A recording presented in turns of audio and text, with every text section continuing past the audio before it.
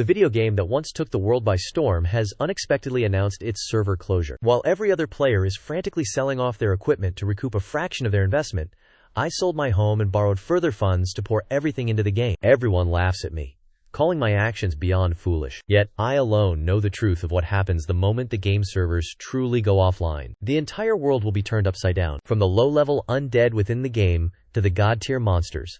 All will descend upon reality. Those who retain their in-game characters will inherit the powers they possessed within the virtual world. In my previous life, pressured by the realities of life, I reluctantly sold my account to recover some capital. As a result, when the apocalypse arrived, I did not even manage to survive for half a day. In my final moments, I made one last phone call to my in-game partner, to Uyen Din. I only prayed that in the next life, we might meet again. Goodbye, Uyen Din. But the moment I opened my eyes again, I discovered I had returned to the time before the servers closed. And at this very moment, I am on the phone with my in-game partner, to Uyen Din. To Uyen Din's voice drifted from the phone. What was that? Goodbye, you are speaking nonsense again. Isn't it just that? Era of Chaos is closing its servers? At the very worst, we can simply move on to another game. Besides, this game can still be played for another half month, I replied. I am planning to sell my account. What about you? She answered. I am not selling. It wouldn't fetch much money even if I did. Furthermore, it holds many of my memories.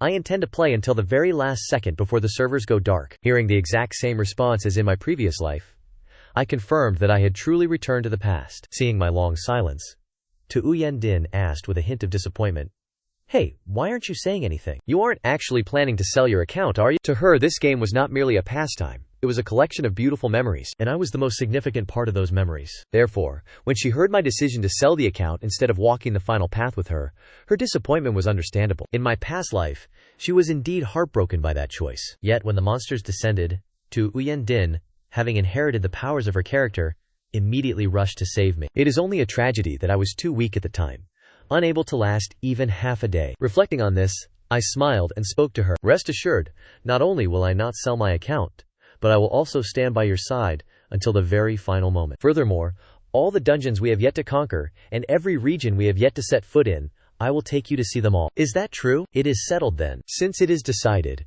I am going to sleep. You should rest early as well, and remember to bring me along tomorrow. After making that sweet promise to her, I hung up the phone and opened the game's forum. Without exception, it was filled with posts berating the developers and desperate players liquidating their equipment to exit the game. I idly scrolled through and saw many players dumping their gold. 100 million gold was being sold for a mere 100,000 Vietnamese dongs. One must realize that this is a century-defining online game. The in-game gold was originally pegged to real currency at a 1-to-1 ratio, yet it has now plummeted to 1,000-to-1. However, I knew there was no need to rush, as the value would soon collapse even further. I continued to scroll down. When I caught sight of a particular post, my eyes lit up. The Archmage's Storm Staff, a peak-tier divine artifact and a one-of-a-kind item on the entire server, was being liquidated for 600,000 yuan. As it happens, my character is a mage. I was just about to finalize the purchase when I realized I did not have enough funds. I hesitated for only a second before deciding that selling my house tomorrow would resolve the issue. After all, the game is about to merge with reality. When the monsters descend, every skyscraper will be as fragile as paper before them. With that, I immediately contacted a real estate agent. Because my home is located in a prime school district, as soon as the listing went live, a buyer contacted me shortly after. A lump sum of 3 million yuan was offered, but I still had to draft the contract, handle the agency fees, and settle various miscellaneous procedures. The absolute earliest the transaction could be finalized would be tomorrow. Yet, I felt no urgency, for I still had much to accomplish. First, I needed to borrow money. Once the monsters descend, there will be no such thing as paying off debts. While the house was still in my name, I immediately entered my homeowner information and personal details into every major and minor lending application. Very quickly, those applications approved my credit limits. I withdrew everything, accumulating over 1 million yuan in total. But that was still far from enough. I sought out several high-interest lenders, using my home as collateral, and secured another 16 million yuan. Once these tasks were completed, I called my classmate, Zhang the Fat. Before the game announced its server shutdown, he was, within the game era of illusion, a prominent professional merchant, and thanks to that trade, in just 2.5 years, he had accumulated assets worth over 10 million. But this server maintenance almost drove him to bankruptcy. Once the call connected, I stated bluntly, I am heading your way. I only want to help you mitigate such heavy losses. To put it simply, Can you gather 1 billion gold? I will purchase everything at the current market rate. Heavens, 1 billion gold? Are you truly serious about this? Everyone else is looking for fools to dump their stock on. Why are you actively stepping in to hoard all that inventory? There is no need for you to concern yourself with the reason. Oh, and gather a mage set for me, along with rare pet eggs and gold tier pet eggs. Are you not also dealing in in-game fashion items? Fashion item prices have plummeted as well, so gather all of those for me too. Furthermore, I will take every piece of equipment enhancement stone you can get your hands on. Everything shall be based on the current market price. Understood. I grasp your intent. Log in now. I will send the gold and the spatial bags to you first. Several hours later, I received the inventory that Fatty Zhang had sent over. As a gesture of goodwill, he included a few extra fashion sets which would serve perfectly as a gift for Wan Ting. By the time everything was settled, the night had grown quite late. The moment I logged on, I saw a message from Su Wanting. Lin Feng, do you feel that this game has lost all its appeal? If this were in the past, you would never have logged on so late. If you no longer wish to play, I will not force you. If you decide to switch to another game, I will accompany you. We had been together for 2 years. Although we had only ever met online, we had become as close as soulmates. Upon hearing this, I simply smiled slightly without beating around the bush. I immediately told her to open her inventory and activated the voice chat. Join the party and come to the warehouse. I have a few things to show you. Su Wanting joined the party and ran to the warehouse. Upon seeing the contents, she was met with a massive mountain of supplies. She exclaimed in astonishment, "Wow, so many pet eggs, and you have even acquired a mage set?" I logged on late today because I was busy acquiring these. Now that item prices have crashed, things that were previously unaffordable can finally be obtained. I promised I would play with you until the very last moment, so we must play properly. Wait until we have gathered. Now that I have the strength, I will lead you through the Twin Star Lake dungeon, and then we shall journey to the Heavenly Palace map. When you mentioned gathering equipment for me earlier, could it be the Moon Goddess set? That is correct. I have already commissioned someone to collect the pieces for us. For now, we shall set all other matters aside and focus solely on fusing these pet eggs. Surely, we can synthesize 2 mythical-grade eggs. That will not do. This is my dream as well, and I cannot allow you to bear the entire cost alone. I still have some pocket money. Please, take this and use it first. No sooner had she spoken than my phone signaled a transaction. Upon opening it, I saw a staggering 6 million yuan. We have known each other for so long. Only now do I realize that she is truly a woman of immense wealth. 6 million yuan.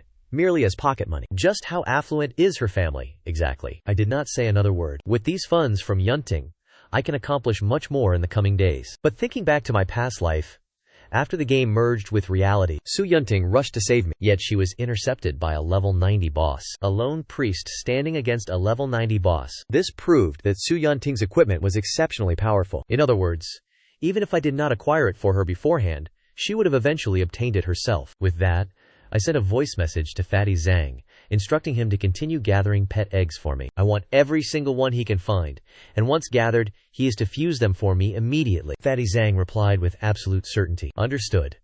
It seems you are planning to corner the market in one fell swoop. Rest assured, I will procure every last one for you. Before long, over 500 pet eggs were deposited into my account. I transferred them to Su Yunting, and together, we began the continuous process of fusion. In the game era of illusions, pets are incredibly powerful combat companions, but they must complement their master's profession to unleash their full potential. The cost to synthesize high-level pet eggs is truly astronomical. That is why top-tier pets are so incredibly rare in this game. 10 minutes later, Su Yunting spoke in the party channel. I have finished the fusion. If this were in the past, synthesizing something worth 5 or 6 million would have surely made my heart race. However, having already experienced death, I am no longer so easily stirred. I proceeded to open the eggs. As the blinding radiance began to fade, a low, guttural roar echoed forth. Before us stood a juvenile sword dragon, a row of jagged spikes rising along its back. These fleshy protrusions fanned out like the ribs of a fan. This specific creature is known for its exceptional defensive capabilities. When mounted, it can absorb 80% of all incoming damage for its rider. While it is certainly impressive, it has yet to reach a truly transcendent level. Yet, Su Yuanting's eyes lit up with unbridled joy. Wow, it is so adorable. I love it. This juvenile sword dragon was of no use to me, nor did it particularly catch my eye. However, if Su Yuanting desired it, having it serve as her mount would not be a bad choice. Shortly after, we continued to hatch the remaining eggs. Before long, a vibrant, multicolored egg began to emanate a brilliant light. The glare was so intense that we were forced to shield our eyes. At that very moment, despite the warehouse being sparsely populated, several individuals passed by. One of them exclaimed, "Big brother, look! Someone is hatching a multicolored egg." Another chimed in. "The server is closing soon. Why waste money on such foolishness? Perhaps it is some wealthy tycoon hiding their identity." Immediately after, I received a party invitation, but the message was retracted just as quickly. I understood the situation instantly. I had caught the attention of those who specialize in ambushing players to loot their belongings. In this game, there are no real-world laws. Those with malicious intent will slaughter others without hesitation to strip them of their gear. They call themselves highwaymen. I harbor no sympathy for such individuals. I thought to myself, it would be best for these highwaymen not to cross me. Otherwise, I would hunt them down without mercy, ensuring they are stripped of every single piece of equipment they possess. Naturally, as my own gear has yet to be fully upgraded, and my pet remains unstrengthened, I have no intention of leaving the main city for now. The brilliant light finally dissipated, revealing the pet Su Yuanting had successfully hatched. It was a Zhu Diao, a creature forged from the fusion of a vermilion bird and a phoenix. Upon inspecting its innate abilities, I was truly shaken. It is worthy of being a mythic tier pet. It possesses not only immense burst damage, but also the ability to be reborn through nirvana. A system notification appeared in our party menu, prompting us to select the owner of the beast. Before I could even speak, Su Yuanting had already voluntarily relinquished ownership of the Zhu Diao. She smiled and said, "The Zhu Diao is a fire elemental mage pet. It suits your profession perfectly. You should keep it with you. In the future, you shall be responsible for dealing damage, while I will use my longsword to bear the brunt of the attacks for you." Seeing this, I did not stand on ceremony and accepted it without hesitation. The very next moment, a world announcement echoed out. "Congratulations to the player Long Fong for being blessed by the god of fortune upon hatching a pet egg. Obtained a mythical grade pet, the vermilion bird, the only one of its kind on the entire server." The moment the notification appeared, the previously quiet world channel exploded into chaos. Someone exclaimed in shock, "This is insane! The server is about to shut down, yet he still managed to hatch a vermilion bird?" Others expressed their doubts. What is the point of such a thing? It will only be useful for a dozen days at most. It is nothing more than throwing money down the drain. Because this game is so hyper-realistic and groundbreaking, and has been in operation for many years, there are still many players like Su Yunting. Even though the server is nearing its end, they still wish to play until the final moment. I did not bother looking at the chatter on the world channel, for I had much work to attend to. Not long after, Fatty Zhang sent me another batch of items. Inside were a set of level 100 priest equipment, a large quantity of enhancement stones, as well as talismans and various alchemy recipes. These items were of vital importance. After completing the payment, I traded the priest equipment set to Su Yunting. She said, "After we process this equipment, let us head to clear the treasure map first. I have already asked a friend to collect 200 of them. After we finish, we shall see if we can obtain a divine beast pill, or a bloodline pill, to increase our combat power before heading to the Heavenly Palace." Su Yunting's eyes brightened with excitement. "Truly? Entering the Heavenly Palace has always been my dream. The Heavenly Palace is notoriously difficult to enter. It is the most challenging dungeon in Era of Fantasy, which in the past could only be cleared by whales who had invested over 100 million. Yet now I have spent only a little over 1 million, and I already possess a full set of god-tier equipment." Afterwards, the two of us teleported away. I had intended to shake off those from the Absolute Realm, but I did not expect them to track us here. Just then, a private message from Fatty Zhang arrived. The storm staff of the mage god had been acquired. Additionally, "Do you require a pair of spatial rings this time? They can store 1,000 inventory slots." I replied immediately, "Yes.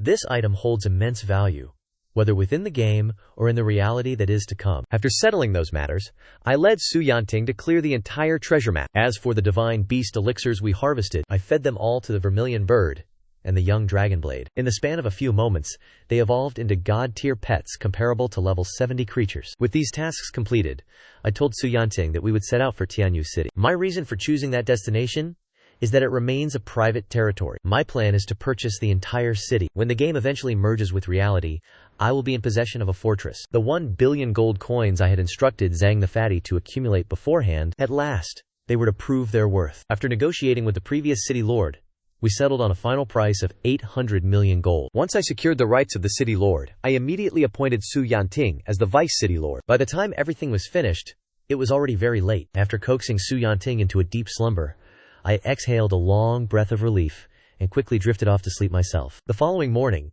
I was awakened by a phone call. No sooner had I picked up than the voice of a man I did not recognize greeted me. "Are you Lin Feng? My name is Bai Haisheng.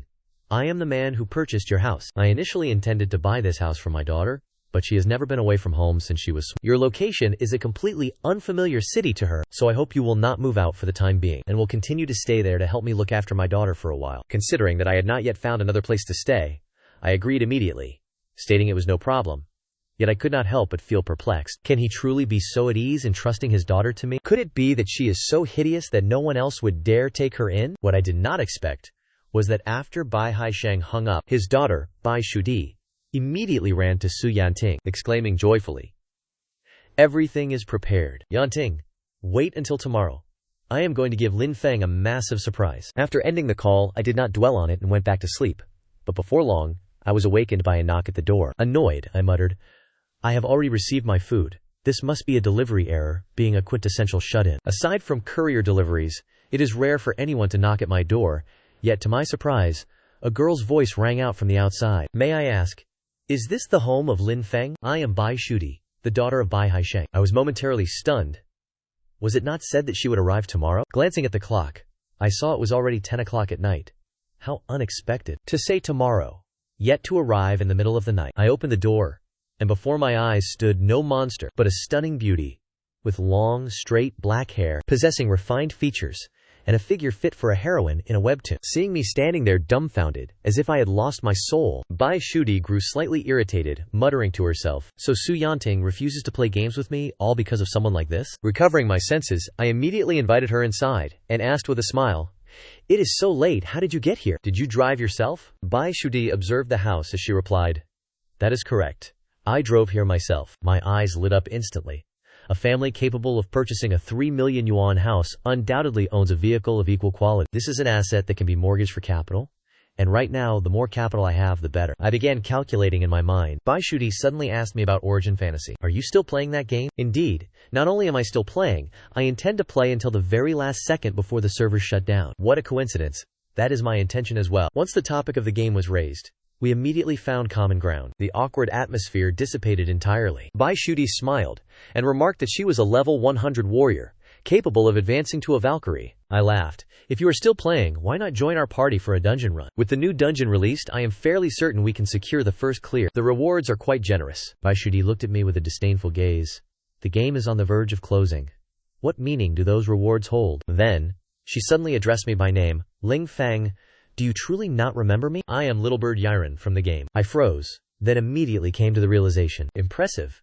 So you are actually Little Bird Yiren. Only then did I recall that when I first entered Origin Fantasy, I was a complete novice. I had met Su Yanting during a party formation for a dungeon raid. At that time, there was another female character in our team, which was Little Bird Yiren. She leveled up alongside Su Yanting until they reached level 50. Afterward, Xiao Diao Yiren became a formidable pay-to-win player, one who harbored a fierce penchant for combat. At one point, she found herself in a heated dispute with a minor guild. Wishing not to implicate me or Su Yanting, she voluntarily left our party and joined the 1,000 Miles of Flying Snow Guild. Word has it that she eventually ascended to the position of elder. I had previously assumed that, in reality, she was merely a petite girl. However, I never expected that in person she was not small at all. One can only conclude that one's appearance in a game is truly unreliable. Following that, Bai Shudi and I exchanged some lighthearted banter before returning to our respective rooms to rest. Having been teammates in the game for so long and frequently trading barbs, living under the same roof did not feel particularly awkward. Yet my thoughts drifted to the nature of the relationship between her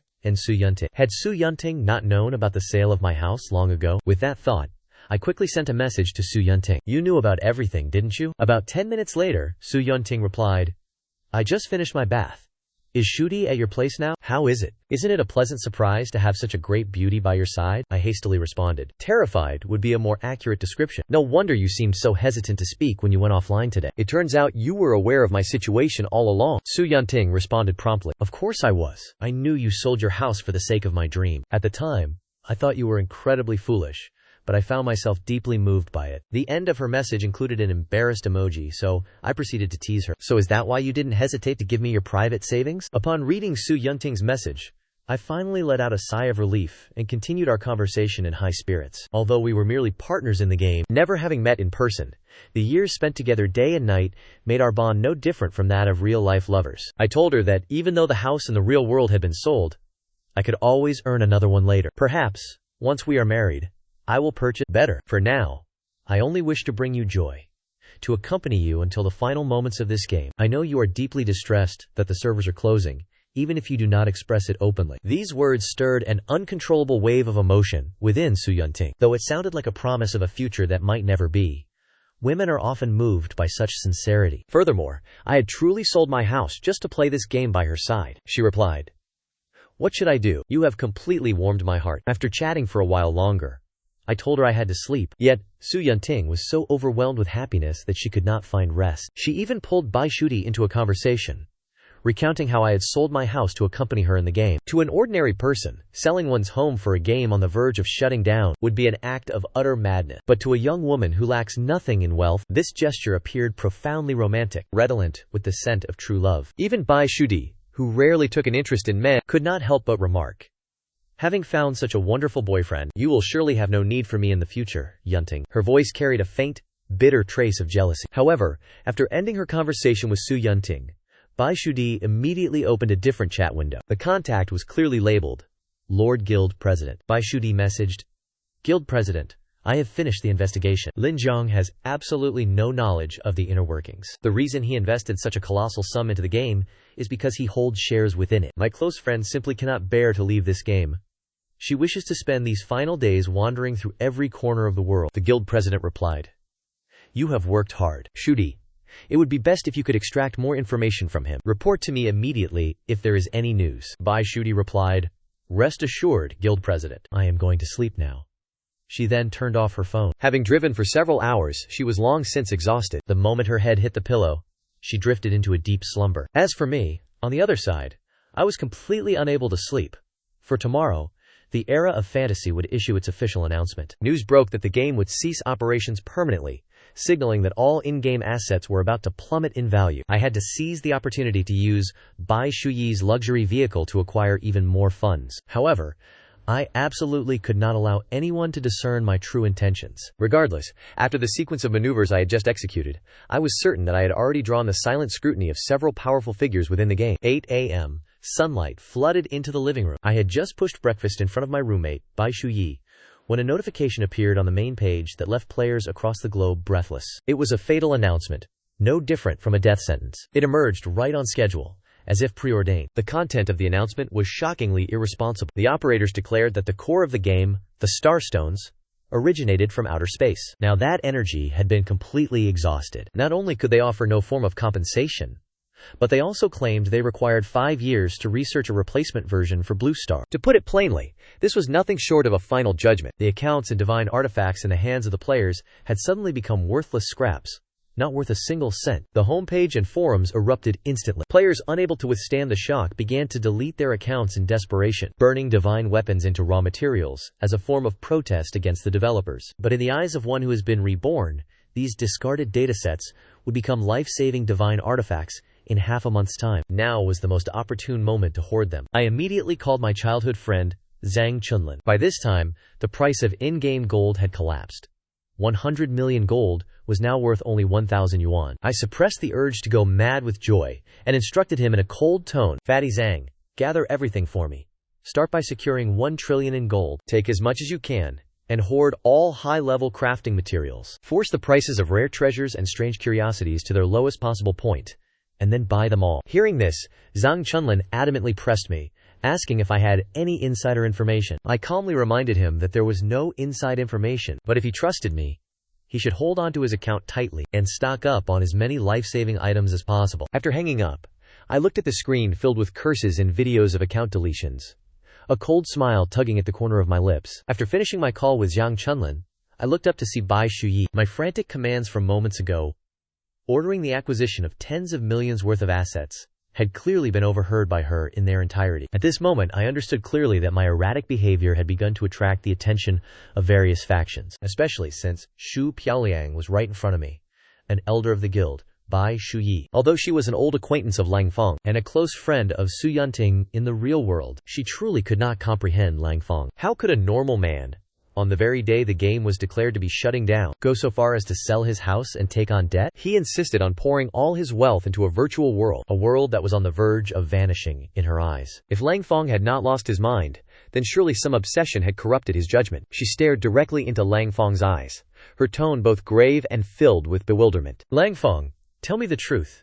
Are you involved in some kind of illegal activity, or are you planning to bury your entire life just to satisfy Su Yunting's vanity in the game? Lang Feng offered no explanation, merely improvising a casual lie, claiming he was gambling on the publisher, eventually bowing to pressure and compensating the players. This excuse sounded riddled with holes. Bai Shuyi did not believe him at all, but seeing the resolute expression on Lang Feng's face, she could not help but soften. If you truly lose everything and face ruin, you won't even have a meal to eat in the future. Bai Shuyi sighed, her voice growing gentler. In honor of the time we fought side by side, I can still provide you with a meal. She even promised that if Lang Feng truly ran out of options, she could approach the Su family to help him borrow money to recover. Lang Feng felt a slight tremor in his heart. He looked at the righteous sister standing before him, yet in his heart, he thought to himself, "You foolish girl. In half a month, that money won't even be worth a scrap of paper. Only the materials I am hoarding right now are the tickets that will help us survive the apocalypse." After seeing off the still skeptical Bai Shuyi, I returned to my computer. Although the task of gathering supplies in the real world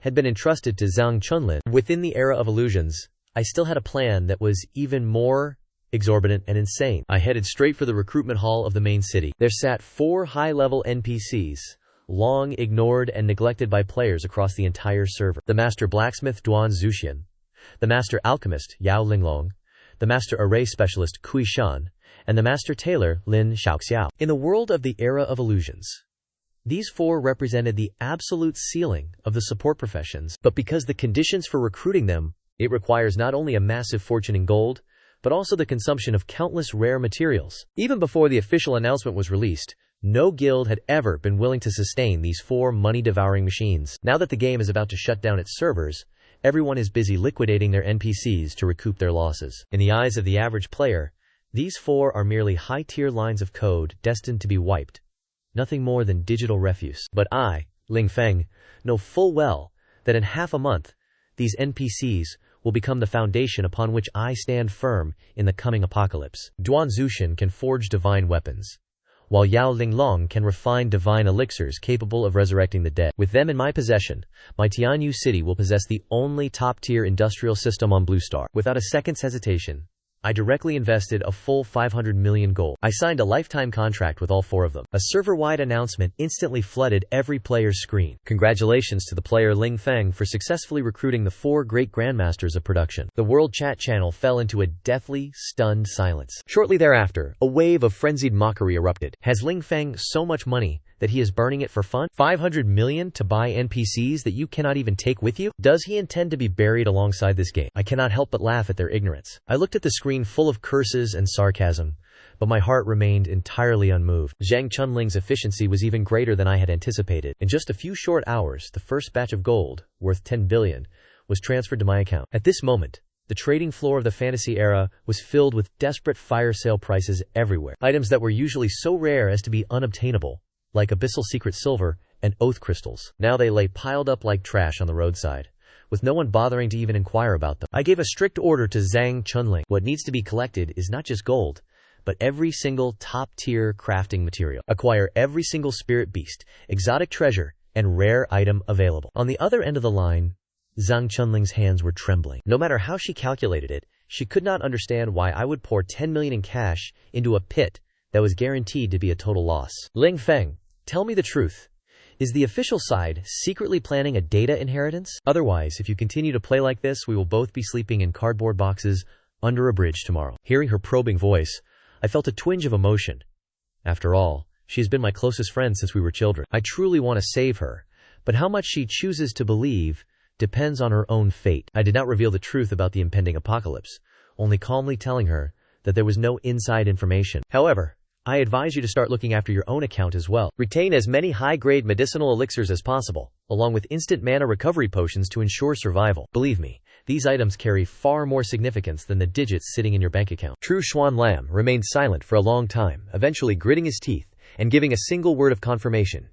Agreed. After hanging up, I watched as my spatial storage was rapidly filled with top-tier resources. The blueprint for Tianduyet City, in my mind, finally began to take clear shape. The current players are busy mocking me as a fool for collecting their discarded scraps. Yet, they do not realize that in half a month, When the spatial dimensions overlap, these materials they discarded as trash will become the only hard currency capable of buying one's life in the new world. With hundreds of billions in supplies gathered by Trushuan Lam firmly in my hands, I led the 4 grandmasters back to Thien Duyet City. Now that everything was prepared, it was time for my mage god equipment set to undergo a true transformation. In the era of illusionary world, equipment reinforcement is a bottomless pit. Past the +1-2 reinforcement threshold, every subsequent level carries a success rate so low it would drive anyone to madness. A single failure, and the equipment is instantly reduced to dust. This is the very reason why almost no one on the entire server dares to gamble on high-level reinforcements. But with the master blacksmith Thean guarding the forge and the specialized reinforcement techniques I brought back from my previous life, sparks flew violently against the iron anvil, and system notifications began flooding the screen with frantic intensity. Reinforcement +1-3 successful, +1-5 successful. The golden radiance was so blinding it could have scorched the eyes of any passerby. As the final eternal crystal shattered, a bolt of dark, golden lightning tore across the sky. The first +1-8 mage god equipment set in the entire server was officially born. I opened the attribute panel for a look, and despite being a reincarnator, I still broke into a cold sweat. My magical attack power had surged directly to 78,000. My movement speed was so immense that even standing still, I left behind after images. Statistics of this caliber had completely shattered the game's balance. What top-tier experts? What golden medal guilds? Standing before me, they are nothing more than dust that can be swept away with a flick of my hand. Tu Uyen Din stood by my side, staring in a daze. She even called out to me with genuine concern. Langfeng, with your attributes heightened to such an extreme, is there a chance the system might mistake you for a hacker and ban your account? I merely offered a gentle smile and patted her head, assuring her that there was no cause for concern, for the company was already struggling to manage its own affairs, leaving no one with the spare time to concern themselves with this matter. Besides,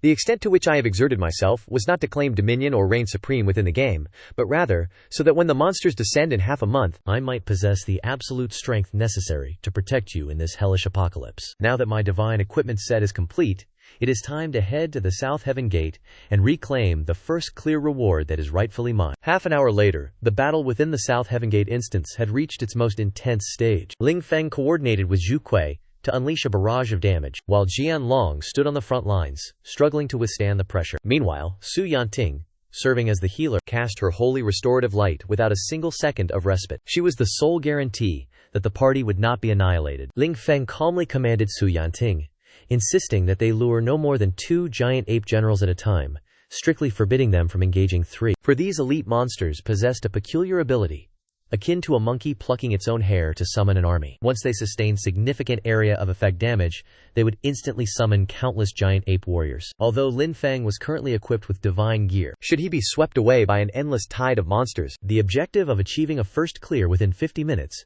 would be difficult to secure. 10 minutes later, the effects of the storm stance and the burning land dissipated. The corpses of the giant apes lay on the ground, piled as high as a mountain. Lin Feng and Su Yanting reached level 102 simultaneously. Yet there remained over 3,000 lesser monsters on the field. Having lost their area of effect crowd control abilities, their efficiency plummeted instantly. Ling Feng made a swift decision to eliminate the elite monsters first, making the 12 remaining giant ape generals the primary targets for the party to destroy one by one. Jianlong maintained aggro with unwavering stability. Ling Feng followed up with wind blades and sandstorm eye, inflicting a blindness effect while unleashing 130,000 points of damage in a 5-second frenzy, coordinating perfectly with Zhu Kei's flame chain, effectively sending the creature to its demise. After 10 minutes of traversing the map, every elite monster had been cleared. From the center of the map, a final, earth-shaking roar echoed.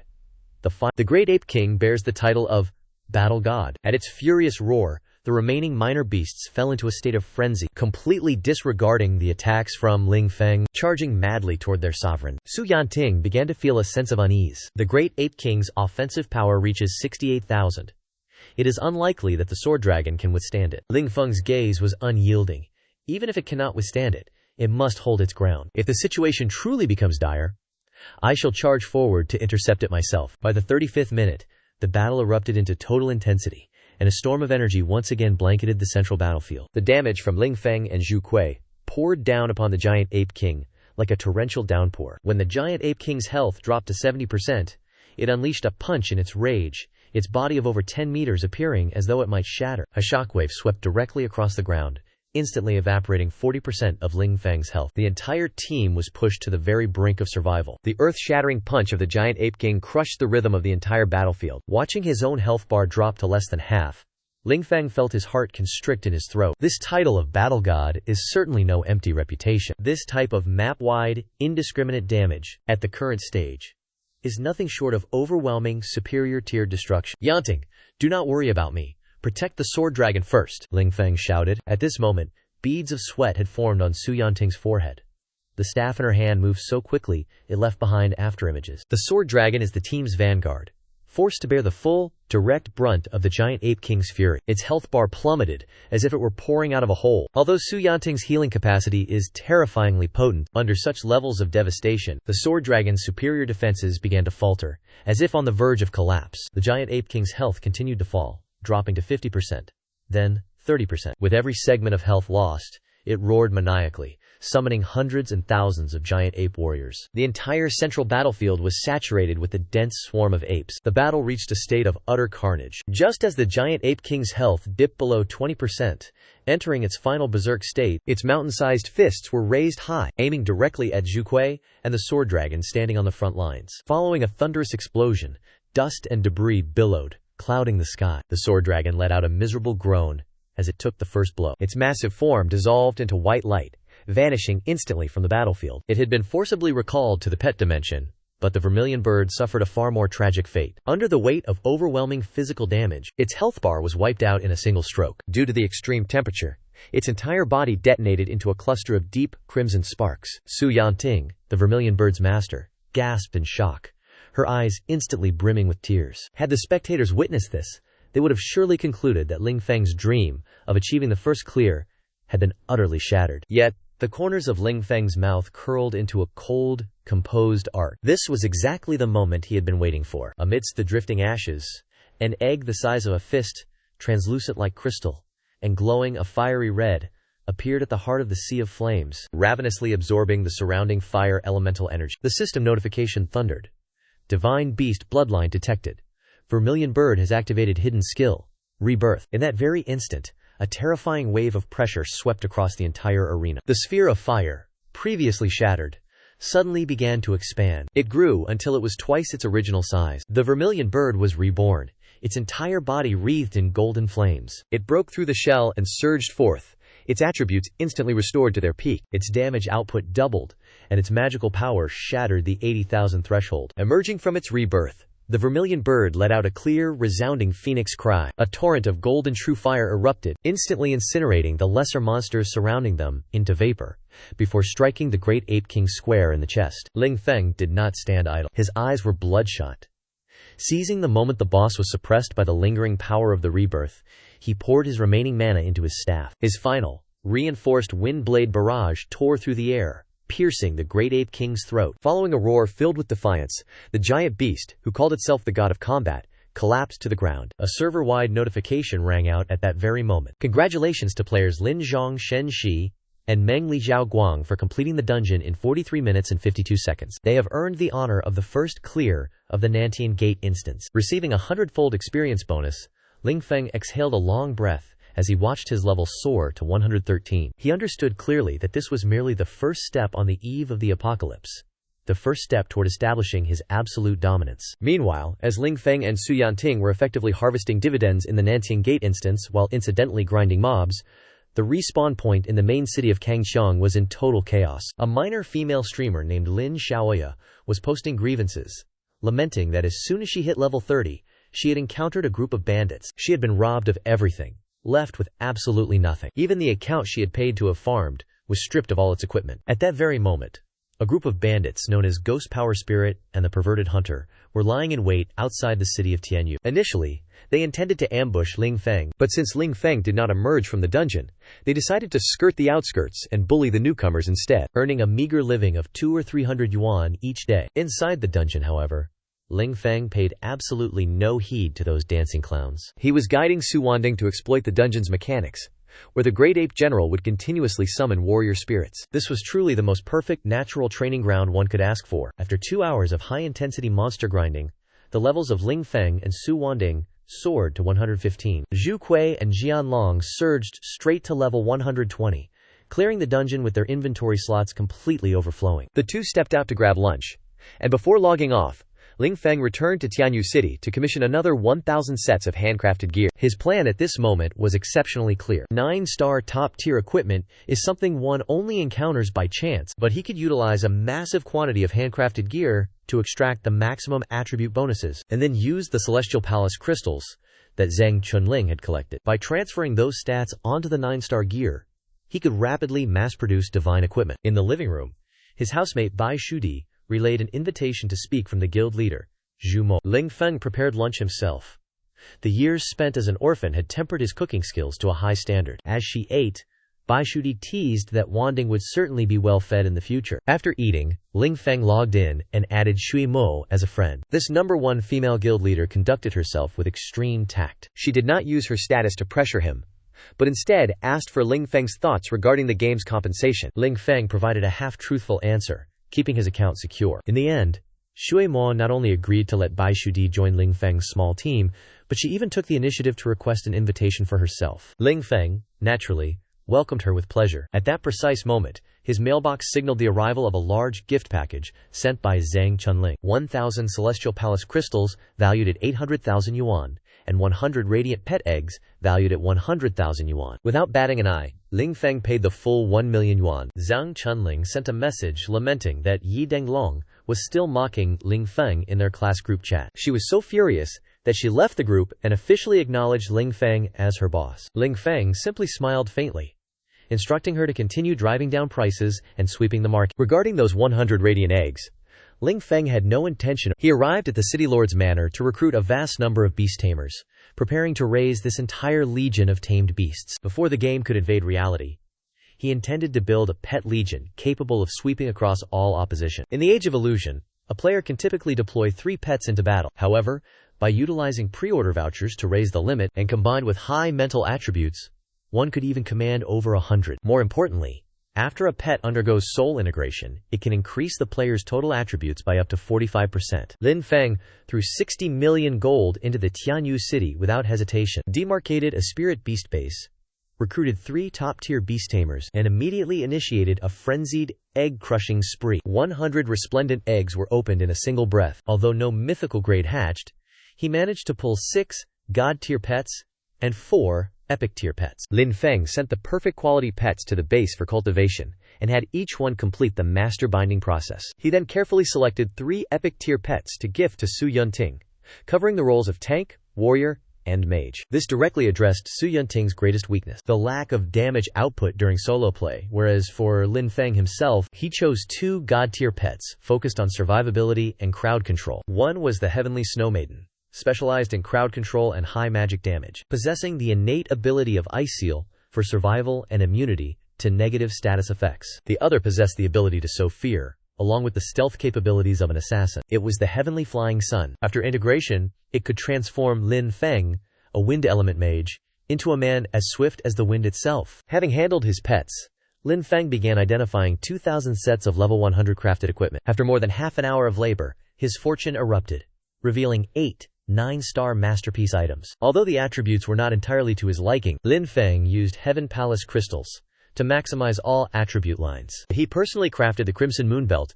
and the Priest's Cloak for Su Yunting, both pushed to their absolute limits in stats and special effects. The 30% increase in healing effectiveness immediately provided Su Yunting with a complete endgame set for a priest. Lin Feng also forged the Windwalking Belt and the Rhapsody Cloak for himself. Once all items were reinforced to +18 and equipped, Lin Feng's level 115 attribute panel could only be described as terrifying. His magic power reached 79,000.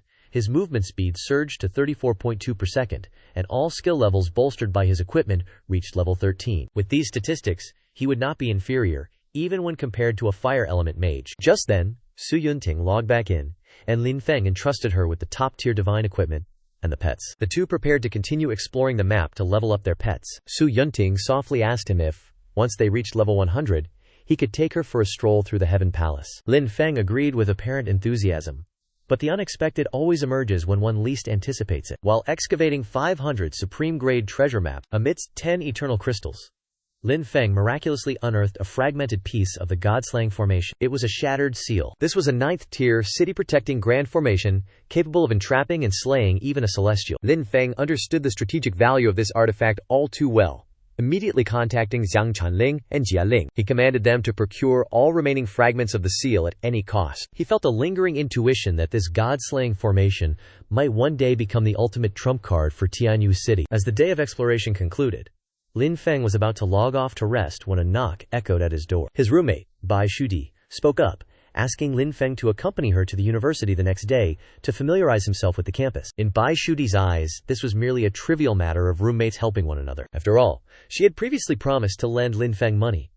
But Lin Feng, having been reborn, only offered a cold sneer in his heart. Attend university at a time when even conventional weapons would soon prove futile, with an 80th level black dragon looming, and the technological civilization on the verge of being torn asunder by otherworldly monsters just before the apocalypse. Heading to school now was tantamount to throwing one's life away. He understood clearly that only the magic from the game would be capable of resisting the impending catastrophe. Therefore, right in front of Bai Shudi, Lin Feng called his class advisor to request 3 days of leave, stating bluntly that if she wanted him to go to school, she would have to wait until the game's reality invasion had begun. Early the next morning, April 16th, only 12 days remained before the apocalypse descended. Lin Feng took stock of all his assets. Within Tianyu City, 100 storehouses were already brimming with supreme-grade resources, along with over 90 high-level mounts, and the Tianyu Knights, and 3 major NPCs, including warriors and mages. It could be said that his in-game preparations had reached a state of near perfection. His next objective was solely to conquer the new dungeon,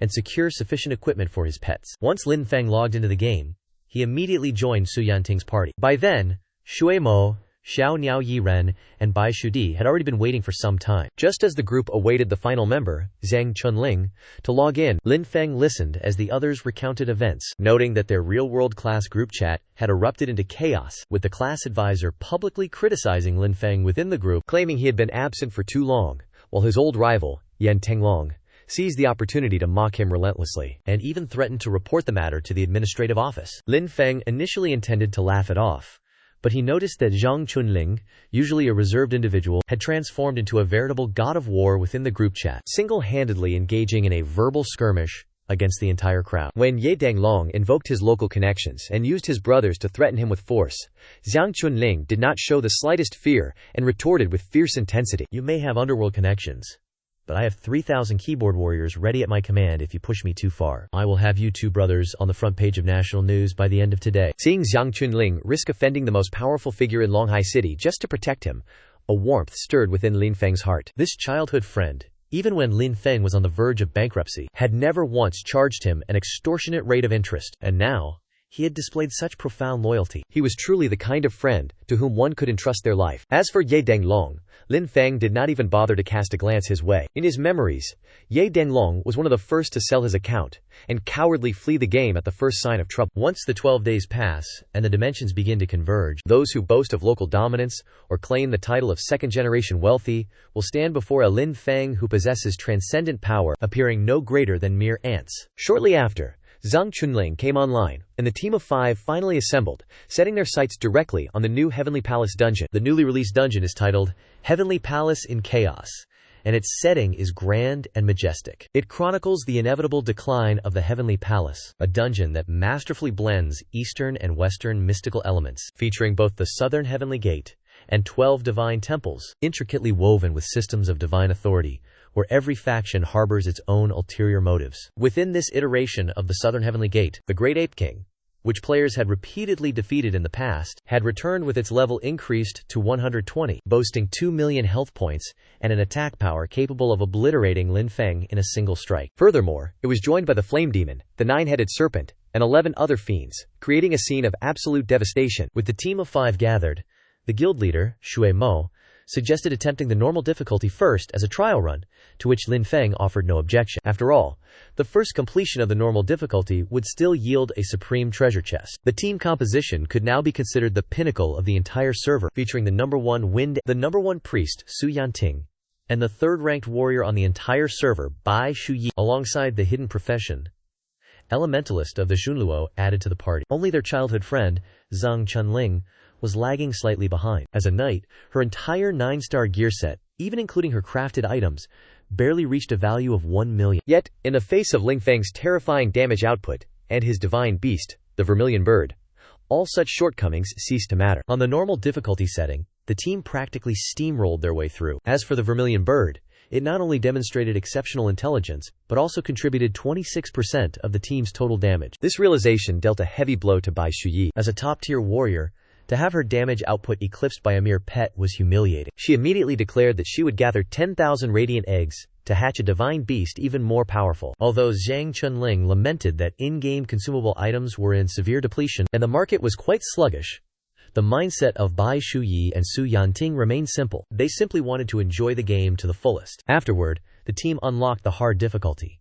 Ling Feng unleashed his full firepower, leading the team to sweep through at high speed. Just as everyone else was busy clearing the minor monsters, Bai Shuyi actually began hatching eggs right there in the middle of the dungeon. Half an hour later, directly in front of the level 120 Ape King, a beam of divine light suddenly descended. Bai Shuyi had truly hatched the mythical pet, Tiangu. Upon seeing the Tiangu's attributes, the entire team was instantly stirred. It possessed an SSS grade rating, an exceptionally high physical attack growth rate, and boasted 3 heaven-defying skills: Indomitable Will, Ancient Bloodline, and Violent Devour. For every 1% of health lost, both its attack and defense increased. Furthermore, it inherently carried effects that increased its maximum health limit by 50% and provided 30% lifesteal. To put it bluntly, this creature was born for a melee martial god. It was the quintessential, peerless warhound, custom-made for such a role. However, what made the situation both absurd and hilarious was Bai Shuyi's first reaction upon seeing the divine beast. She openly complained. Because she had been bitten by a dog as a child, she harbored a deep psychological trauma regarding canines. She would even prefer a cat over this Tiangu. Ling Feng jokingly suggested swapping it for a flying rat, but this only caused Bai Shuyi to scream even louder, as she was terrified of rodents as well. While this scene provided some comic relief, after securing the 2 first clear rewards, Ling Feng now held 2 supreme treasure chests in his grasp. Observing Bai Shuyi's incredible luck, Shui Mo also began to grow tempted. He speculated that because the consumption of online game items had reached such a massive scale, the drop rate for divine beasts from eggs had drastically increased. Ling Feng excitedly declared, "We continue! Today we must farm enough for 8 supreme treasure chests." Who would have expected that the divine gear meant for pets in the later stages, and the top-tier dungeons that were supposed to be suffocating at every step, would be transformed into an egg-hatching frenzy by this team? Under the guidance of Ling Feng, the group effortlessly cleared the hard difficulty, followed by the nightmare difficulty. The number of supreme treasures in their possession began to accumulate rapidly. Zhang Chunling watched on with envy and decided to join the egg-opening frenzy. But fortune clearly did not favor him. He opened 50 eggs and obtained only a single legendary item. The cost proved so painful that he vowed to spend no more. Thus, the 2 wealthy benefactors, Shui Mo and Bai Shuyi, seized the opportunity as items plummeted in price just before the server shut down, and frantically sent over several thousand more radiant eggs to be opened. By this point, the rate at which resources were being consumed in Era of Illusion had become terrifying. Players across the entire server were driven into a frenzy, pouring out the wealth they had accumulated over the past 20 years. Ironically, this surge drove the drop rate for high-level pets to unprecedented heights, but the respite was short-lived, as they reached hell difficulty. Focusing his concentration, Ling Feng issued the order, and the entire team stepped into the most harrowing stage yet. The chaos of the Heavenly Palace at hell difficulty exuded a sinister and eerie atmosphere. After the physical forms of the demon lords from the previous 11 stages were eradicated, they manifested as spirits and fled toward the final boss area. Bai Shuyi and Shui Mo were both puzzled. Was this difficulty designed so that monsters could never truly be killed? But Lin Feng sensed an opportunity hidden within this development. Perhaps this was a new gameplay mechanic unlocked only after reaching level 120. Before the final throne, a grand sequence of events officially began to unfold. The Great Ape King proceeded to viciously consume the spirits. The souls of the demon lords from the previous 11 stages were absorbed, and its health bar instantly surged to a staggering 3 million. Transforming into a giant ape 100 meters tall, he resembled a reincarnation of the Great Vajra. A single standard attack sent Zhang Chunlai flying and shaved off 50,000 health. This terrifying damage, which ignored all defense, made the entire team truly sense the impending threat of death. At this critical juncture, Lin Feng demonstrated the foresight of one who had been reborn. He immediately took command, ordering everyone to cease all aggro generation and strictly forbidding the use of any crowd control skills. He directed everyone to quickly find one of the massive thrones to stand upon. Anyone who stepped onto a throne was permitted only to use damage-dealing skills.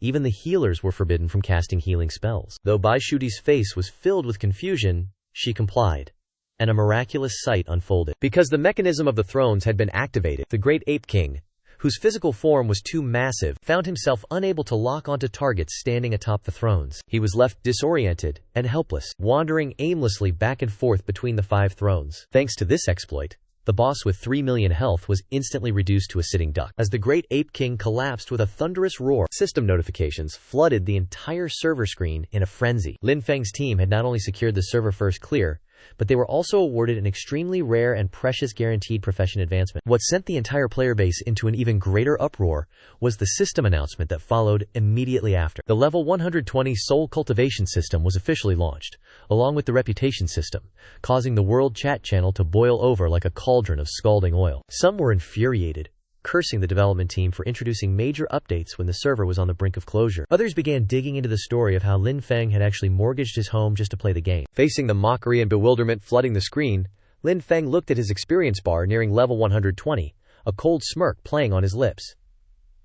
At a time when the vast majority had already abandoned all hope, he alone understood that this so-called soul cultivation was the true foundation needed to withstand the impending apocalypse. This time, Lin Feng became truly famous, yet it was not due to his peerless strength in the era of illusion, but because he had become the #1 laughingstock in the eyes of the entire internet. At a moment when the game had already announced its permanent shutdown, without offering a single cent in compensation, Lin Feng had sold all his property and borrowed millions more. His inexplicable decision to pour all that money into the game was leaked online by his classmates, instantly triggering a massive public outcry. In an instant, Lin Feng became a familiar face across every short video platform. Countless content creators made videos mocking him. Some claimed he had squandered his parents' death benefits. Others labeled him the most pitiful victim in the history of online gaming. Some even spread malicious rumors, claiming he had been a peeping Tom since childhood. The comments across the web were almost entirely negative. Lin Feng was branded as a brainless fool, a pitiable victim of a scam. But in an age where traffic is king,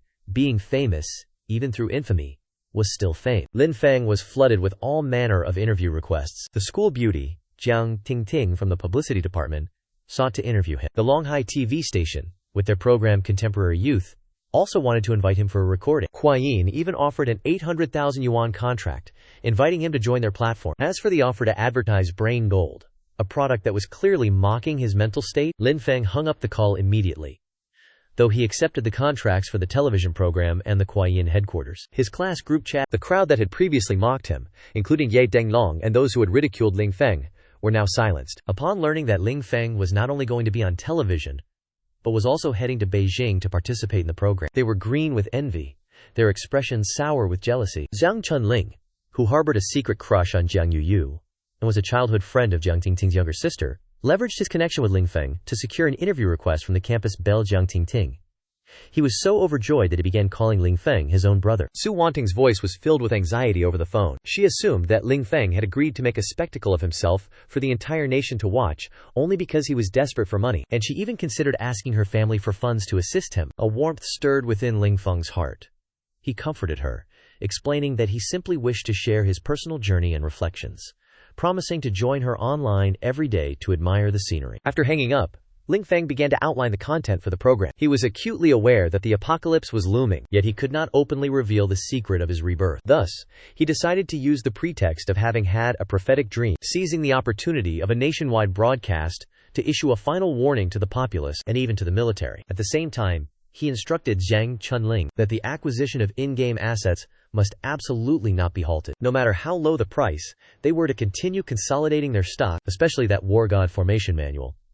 Even if they had to pay 10 times the price for the remaining fragments, they were to secure them at all costs. To Lin Feng, these resources were the ultimate capital required to navigate the catastrophic upheaval of the future. Wednesday, the day of the recording for the Contemporary Youth program, arrived. Lin Feng was, at this moment, the most ridiculed figure across the entire internet. Yet he was not as destitute or downtrodden as everyone imagined. On the contrary, he sat composed and at ease in the personal vehicle of his roommate. Before departing with Bai Shuyi, his lifelong friend Zhang Chunling called to report on the status of their affairs. A vast number of items had suddenly appeared on the market as various studios began offloading their inventory, and at the sight of the supreme treasure boxes, Ling Feng's eyes immediately lit up. These were items capable of yielding top-tier goods, serving as core supplies for acquiring pet equipment. The opposing party had firmly set the price at 1,000 yuan per box. Ling Feng immediately displayed the cold-blooded pragmatism of a seasoned trader. 600 per box. I will take every last one of them, he countered, telling them they could sell at that price or continue holding them until the game shut down. He understood perfectly that this transaction was not merely about hoarding goods, but a strategic move to eventually recruit the top-tier gold farming experts. Watching Ling Feng discard money as if he had lost his mind, Bai Shuyi could not help but ask if he possessed some form of insider information. Ling Feng merely offered a dismissive smile, keeping his secret of rebirth strictly guarded. As soon as the car left the residential complex, it was intercepted by Ye Denglong and his local thug of an older brother. Ye Denghu blocked their path, while Ye Denglong, emboldened by his brother's presence, began to posture and shriek, demanding that Ling Feng pay his debts immediately. Facing Ye Denghu, whose body was covered in tattoos, Ling Feng remained unusually calm. He pushed aside the electric baton that Bai Shuyi had offered him, and stepped out of the vehicle alone to confront Ye Denghu, assessing the entire situation with a single glance. Ye Denglong was jealous that Ling Feng had become famous despite being insulted, and thus sought trouble, while Ye Denghu was concerned that a celebrity of his stature might default on his debts. Ling Feng ignored Ye Denglong's shouting entirely, throwing only a final offer to Ye Denghu. Brother Hu, we agreed on a 3-month repayment period, but I will settle it in one, and I will add an extra million to the sum. Choose for yourself. Do you wish to listen to your brother and cause me trouble, or do you want to earn this extra million? In the face of profit, familial bonds instantly became pitifully fragile. Ye Denghu did not hesitate for long. He immediately demanded that Ling Feng draft a new debt acknowledgement for 3 million. Ling Feng not only complied, but also used the opportunity to subtly insult Ye Denglong as a dog blocking his path. As Ye Denglong grew enraged and prepared to strike, Ye Denghu, determined to secure his source of wealth, backhanded his own younger brother across the face and forced Ye Denglong to bow and apologize to Ling Feng, even demanding he address him as Brother Feng. Watching the humiliated figure of Ye Denglong, Ling Feng got into his car and left without an expression. In this gambit of human nature, he had secured precious time for his preparations. Meanwhile, Lin Feng was nearing the studio where he was set to deliver an apocalyptic prophecy to the entire nation. During the half-hour drive, facing the $3 million debt note from the Ye brothers, Lin Feng had signed it without a hint of hesitation. Bai Shuyi, seated in the car, could not understand. Was it truly for the sake of that single slap that he agreed to pay an extra million? Lin Feng merely chuckled. In his heart he understood clearly, the Yi brothers would not see a single coin of that money, for by the time he returned from the capital, the entire world would have undergone a monumental upheaval. 2 ordinary men, unable to even inherit their in-game abilities, were destined to become fodder for the monsters. By then, that debt note would be nothing more than scrap paper. On the way to the television station, Lin Feng advised Bai Shuyi to return home quickly and stay with her parents. He knew full well that the game's intrusion into reality was not merely a catastrophe, but that it also carried a divine energy capable of purifying the body, capable of curing all ailments, and even regenerating severed limbs. At this moment, the soul cultivation system, newly updated by the game era of illusions, was the most critical component of all. This system had completely rewritten the core logic of the game. Players can utilize soul energy to maintain their satiety levels, thereby completely bypassing the hunger mechanic. A new currency has emerged in its wake: the soul crystal. It replaces gold, becoming the most precious consumable item, from the common grade all the way to the radiant grade. The conversion rate is so astronomical that it leaves one reeling. A single radiant crystal requires as much as 100 million gold. Lin Xuan understands its value all too well. He immediately commands Zhang Chunling to exploit the current exchange rate of 1 crystal to 100,000 gold, frantically cornering the gold market across the entire server. His objective is to stockpile over 10,000 radiant crystals. Such a massive accumulation of wealth is enough to purchase several minor kingdoms within the game. Following this, Lin Xuan enters the Longhai television station to record the program Contemporary Youth. The recording process, however, does not proceed smoothly. Lin Xuan openly addresses the Long Kingdom military during the broadcast, urging them to enter the game early to establish a defensive force. The director is drenched in a cold sweat by his bold declarations. His back is cold with fear, and he is even forced to pause the recording at times. Yet Lin Xuan remains inexplicably resolute. What if my premonitions are true? Regardless, just include a disclaimer.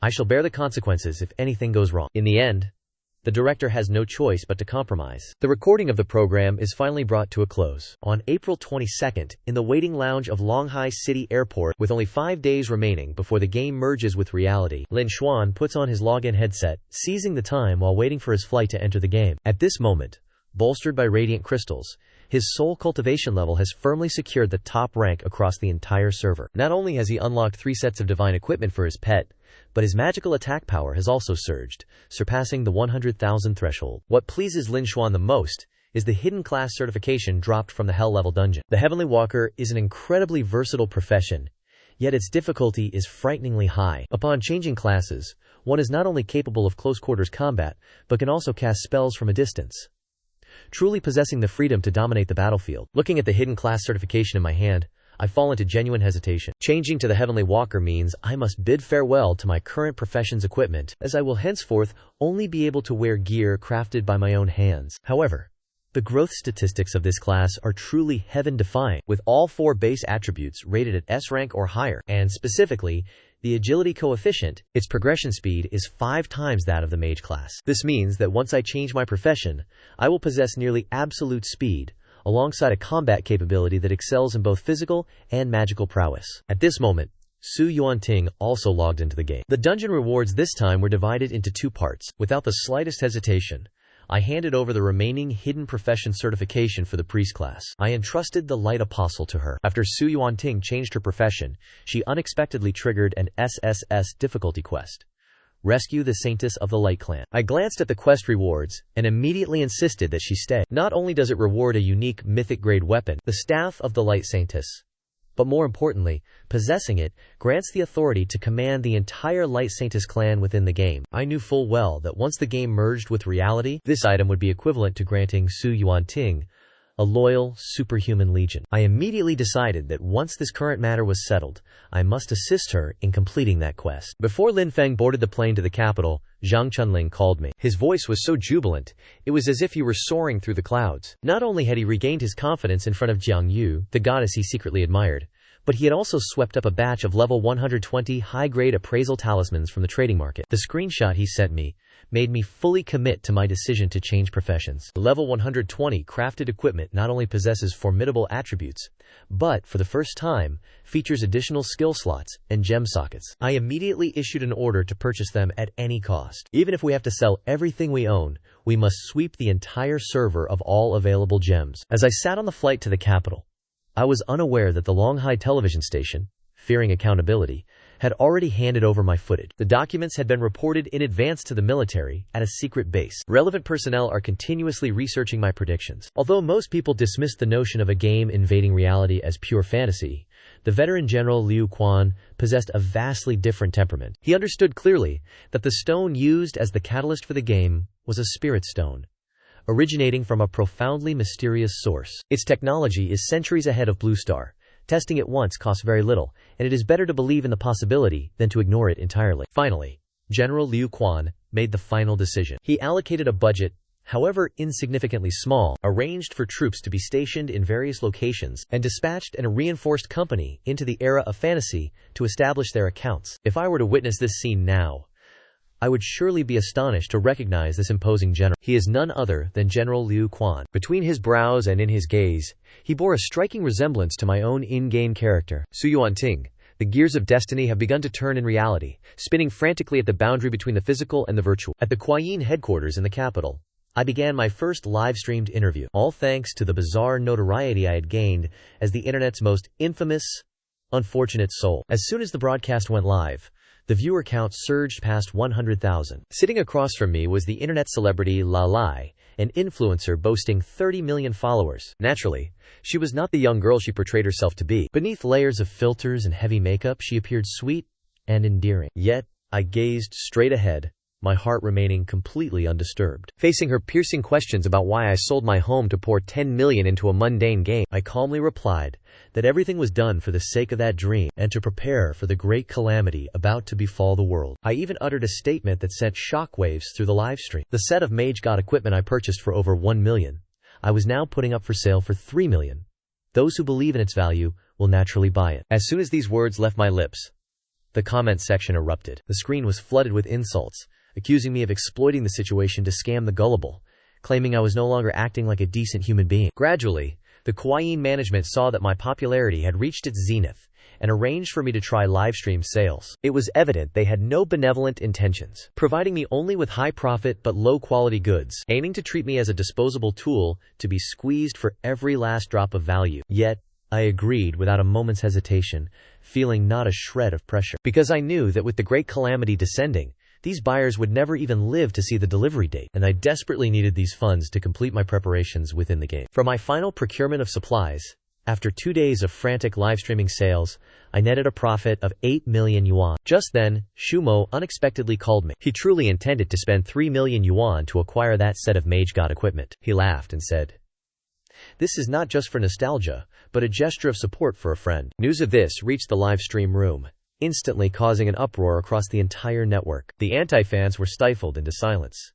Yet they had to admit that this world was more surreal and absurd than any novel. On the evening of April 26th, I returned to my home in Longhai City, armed with the capital I had painstakingly amassed. With exactly 24 hours remaining until the game's reality-altering invasion, I donned my virtual reality headset and logged in. The forging of the level 120 God-tier custom equipment, my own promotion to the Ya, Heavenly Walker, class, and Su Yanting's SSS rank hidden quest all had to be completed within this day. Outside the window, the neon lights of the real world burned as brilliantly as ever. But I, clutching my weapon within the gaming pod, waited silently for that fated moment to descend, so I might craft the most perfect 9-star custom equipment. I had all but incinerated my entire reserve of raw materials. Not only did I mobilize Zhang Xuanling's workshops, but I also placed frantic orders across every major city and borrowed an additional 6 million yuan from Bai Shuyi. Combined with the capital I earned from my sales, I swept every ounce of gold from the market. An order for exactly 100,000 sets of level 120 crafted equipment was stacked up,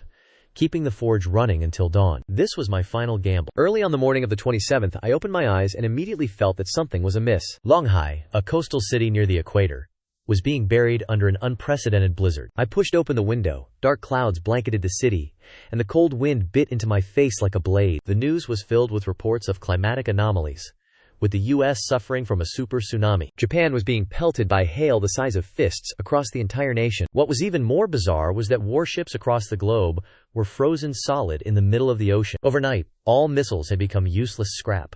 Science was collapsing, and myths were about to descend upon the world. I immediately logged into the game. My mailbox was overflowing with the 600,000 pieces of equipment Zhang Xuanling had sent. Out of 100,000 sets of crafted gear, not even 5 9-star supreme-grade items had emerged. I held my breath and began frantically refining them with Heavenly Palace crystals. 20 minutes later, the only level 120 mythical crafted gear set on the entire server finally appeared. With that complete, I did not hesitate to finalize my class transition into a Heaven Walker. This is a unique hidden class that cannot be duplicated.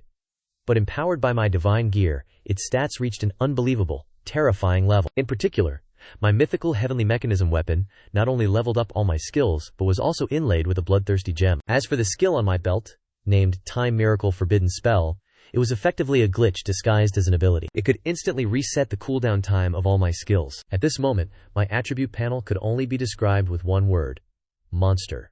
Both my magical and physical attack power had exceeded the 680,000 mark. The most absurd aspect was my movement speed. After stacking agility modifiers and equipment traits, it reached an astonishing 234 meters per second. This meant that in a single second, I could travel over 200 meters, twice as fast as a racing car at top speed. I opened the skill I had just learned and maxed out: Super Level Slide Slash. Looking at the description, for every 100 meters of movement speed, damage increases by 30%. The corners of my mouth curled into a cold, chilling smile. Now, even if I unleashed the most basic Slide Slash, the explosive damage would be enough to drive any opponent into despair. Outside the window, the snow fell thicker and thicker, as if bidding farewell to the old civilization. As for me, I was armed to the teeth, quietly waiting for the crack in the sky. After transitioning into the Skywalker class, I stared at the skill interface for a long while, and the more I looked, the more I felt that the style of this profession was fundamentally off. It was essentially a strengthened version of a master specialized in ambushes. Beyond several surprise attack and crowd control skills, even the pure damage ultimate, such as the subduing demon half-moon slash, possessed a terrifying bonus damage effect. The higher the speed, the greater the damage dealt. But that was not even the most perverse aspect. The true core of the Skywalker lies in its ability to learn the forbidden spells of most other classes. I entered the warehouse within the City Lord's mansion, searched for a while, and retrieved the pile of skill manuals that Zhang Chunling had acquired for me. Finally, carefully selecting 2 forbidden spells. One was Heart Energy Explosive Kill. This is truly the nightmare of any single target. It can delay the moment damage is calculated while stacking layers of heart explosions, resulting in double true damage upon the final detonation. This means that no matter how durable the opponent is, as long as I successfully plant 30 layers of heart explosions, the final detonation is enough to make them vaporize on the spot. The remaining forbidden spell is Star Absorption Great Energy, which was originally an assassin's ultimate escape technique. It allows for 7 consecutive instances of instant teleportation, each covering 500 units, while simultaneously granting a status of invincibility. For someone like me who cannot change professions, this is not merely a movement skill, but a method to weave through attacks while unleashing lethal damage. At this moment, my equipment score had far surpassed the second-place player, leaving Shui Mo behind by 18,000 points. But that was still not enough. I discovered that the game had suddenly opened a new leaderboard. The total ranking board only granted points to the top 100 players. I claimed 100 points. I understood clearly that this leaderboard would determine, once the game converged with reality, how much power players could inherit, and whether their equipment attributes would be diminished. After Su Wanding came online, I immediately handed over the level 120 mythical grade crafted equipment set I had prepared, trading it directly to her. Watching the light ripple across her body, her score surged to second place on the total leaderboard. Only then did I heave a sigh of relief. Afterward, I gathered Zhang Chunling, Shui Mo, and Bai Shuyi, preparing to lead Su Wanding to complete that unique SSS rank quest to rescue the remnants of the Saintess of Light's faction. The atmosphere in the voice channel was unusually heavy, and Shu Mo's voice trembled as she spoke. Massive hailstones were falling in the northern region where she resided. Someone had already been struck dead. I spoke to them calmly, asking if they still hadn't realized the truth. This kind of extreme weather within the game was in fact quite ordinary. Try bypassing the firewall to check international news.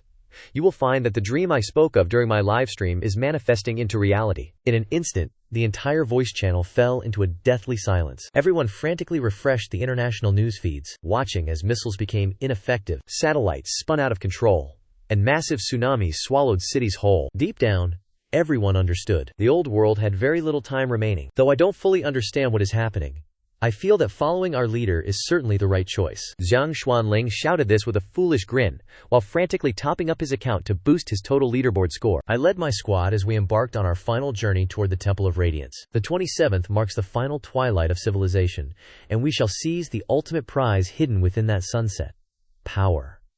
Only a few hours remained before the game servers shut down. The extreme weather across the globe grew increasingly frantic. I knew the most critical task now was to help Su Yunting complete that unique SSS rank quest before the servers ceased to function. That supreme level mission. The rewards for this quest are not merely a mythical weapon, but the absolute loyalty of the Saintess clan. On the leaderboard, I maintained my lead with a score of 100 points. This was not just a matter of honor, but a guarantee that I would inherit 100% of the capabilities by tomorrow. Urged on by my constant prodding, Zhang Xuanlin risked everything to push his score to 93. Everything was ready. Our 5-man team stepped into the quest location, the Land of Exile. This place was, in every sense, a living hell. Weeds grew thick among the crumbling ruins, appearing no different from a desolate graveyard. No sooner had we set foot inside than a colossal, earth-devouring insect emerged from the ground. Its crimson maw, 3 meters in diameter, gaped wide, spewing forth a stench so putrid it was suffocating. It was so repulsive that Bai Shudi nearly vomited on the spot. To bring this to an end quickly,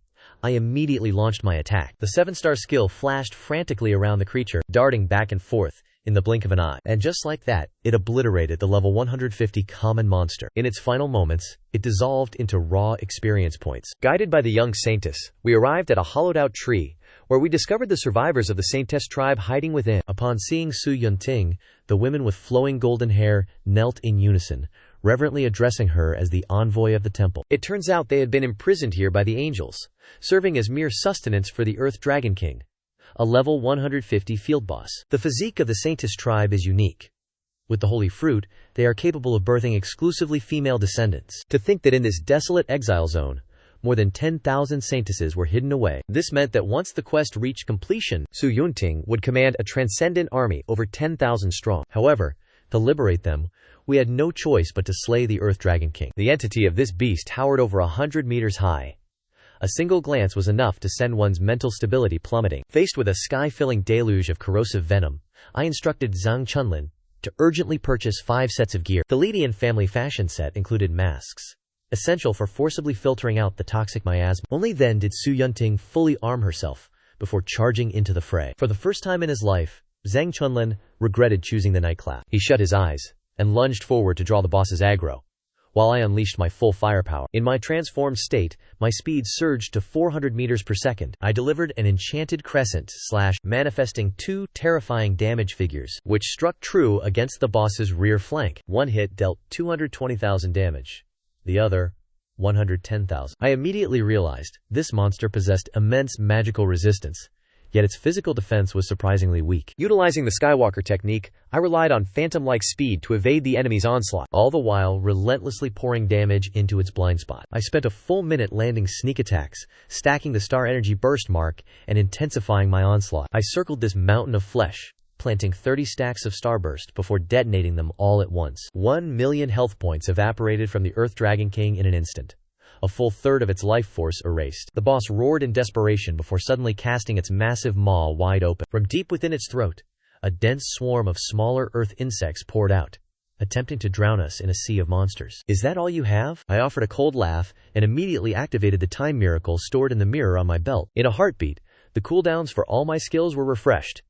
Earth Dragon King, your final hour has arrived. This shall also be humanity's last stand within this virtual world. Though the Earth Dragon King possesses a gargantuan frame, its nature is no different from that of a common beast. Aside from laying eggs and spitting venom, its combat prowess is beneath my notice. In less than 2 minutes, the Earth Dragon King collapsed with a thunderous roar. Beyond the scattered materials littering the ground, the most critical plot item, the Holy Maiden's Scepter of Light, finally appeared. The moment Shu Yunting grasped the scepter, the entire exile land erupted in a cataclysmic blast. The Holy Maiden of Light emerged from the hollow tree as a pillar of sacred radiance, surged toward the heavens. I watched with my own eyes as the high priest, Kong Yan, saw his level skyrocket to 180, stepping into the realm of the third rebirth. From his lips, I learned a truth profound enough to shatter the perception of every player. Level 120 is merely the beginning.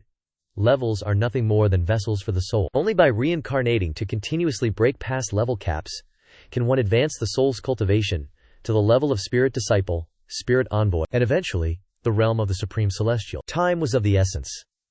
I instructed Yunting to lead the Holy Maiden's clan to take temporary refuge in my Tianyu city. As for me, I learned of a forbidden cultivation shortcut from Kong Yan, the art of soul devouring. Although Kong Yan warned that consuming the souls of monsters would invite inner demons, I had little time remaining. I stormed into the Luthian Heaven Palace dungeon alone, activating a ruthless cycle of slaughter. When I first crushed and absorbed a soul fragment, the system notification echoed, driving me into a frenzy of anticipation. Absorption successful. Soul experience increased by 5,000. This discovery sent me into a state of absolute mania. In the final hours before the servers were shuttered, I farmed the dungeon relentlessly, treating the souls of the entities within as potent elixirs. At 8 p.m., my soul cultivation had been forced to the 5th rank, granting me a 10% increase to all attributes. I even acquired 10 precious skill points. At this moment, my attribute panel glowed with a golden luster, a testament to my soul's sublimation. Yet, a deep sense of unease gripped me. The server-wide announcement indicated that the shutdown was occurring exactly 1 hour earlier than in my previous life. Could it be that the butterfly effect I triggered was so profound that it accelerated the convergence of the two worlds? At 10:50 p.m., I sent a final message to Su Yunting. After logging out, regardless of what happens, contact me immediately. At exactly 11 p.m., the game screen faded to black. I was forcibly disconnected from the system. In the waking world, I ripped off my virtual reality headset and lunged toward the window. Across the pitch-black night sky, the stars that once resided there had vanished entirely. In their place, a thunderous roar threatened to shatter my eardrums, accompanied by the guttural shrieks of monsters. Suddenly, the clear, piercing cry of a phoenix echoed within my room. I turned back to see the vermilion bird, its fiery wings beating as it descended onto my bed. The flying mouse rubbed affectionately against my arm, while the snow maiden, elegant as a sculpture of carved ice, stood guard at my side. I looked down at my hands. The heavy, mythical-grade armor clung to my body, fitting without a single gap. Every muscle in my frame swelled with power, as if I possessed the strength to topple mountains and drain the seas. The world had descended into total chaos, with the screams of my neighbors echoing incessantly, yet I gripped my weapon tightly, a cold smirk tugging at the corners of my mouth. The game had invaded reality. The moment I had anticipated had finally arrived. I stood on my balcony, gazing up at the beast currently laying waste to the skyline. Within the game, it was merely a level 65 Talon Eagle. I could dispatch it with a casual flick of my wrist, but in reality, its gargantuan frame was enough to effortlessly collapse an entire apartment complex. I had expected the first person to call me would be Su Yunting, but to my surprise, it was Zhang Chunling. "Big brother, you must come to the school and save us. I cannot find Duber anywhere. A level 100 monster has appeared here. I am a knight, but I truly cannot withstand this alone." Zhang Chunling screamed through her tears. The background noise filled with the deafening thunder of crumbling buildings. I sighed. Whether he could withstand it or not, he had no choice.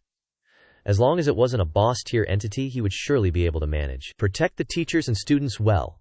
I am on my way." Immediately after, a call came through from Su Yunting as well. Her voice trembled.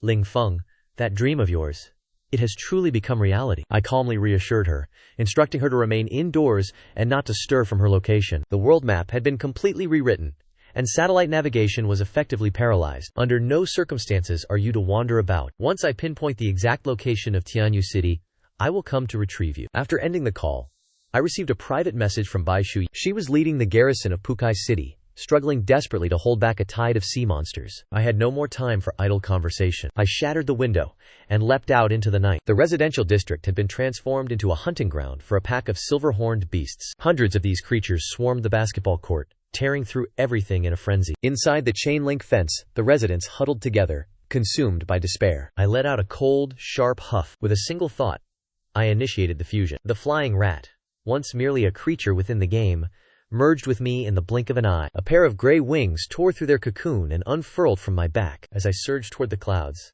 the 35% attribute bonus made me feel as if the blood within me were boiling. Vermilion bird, clear the area.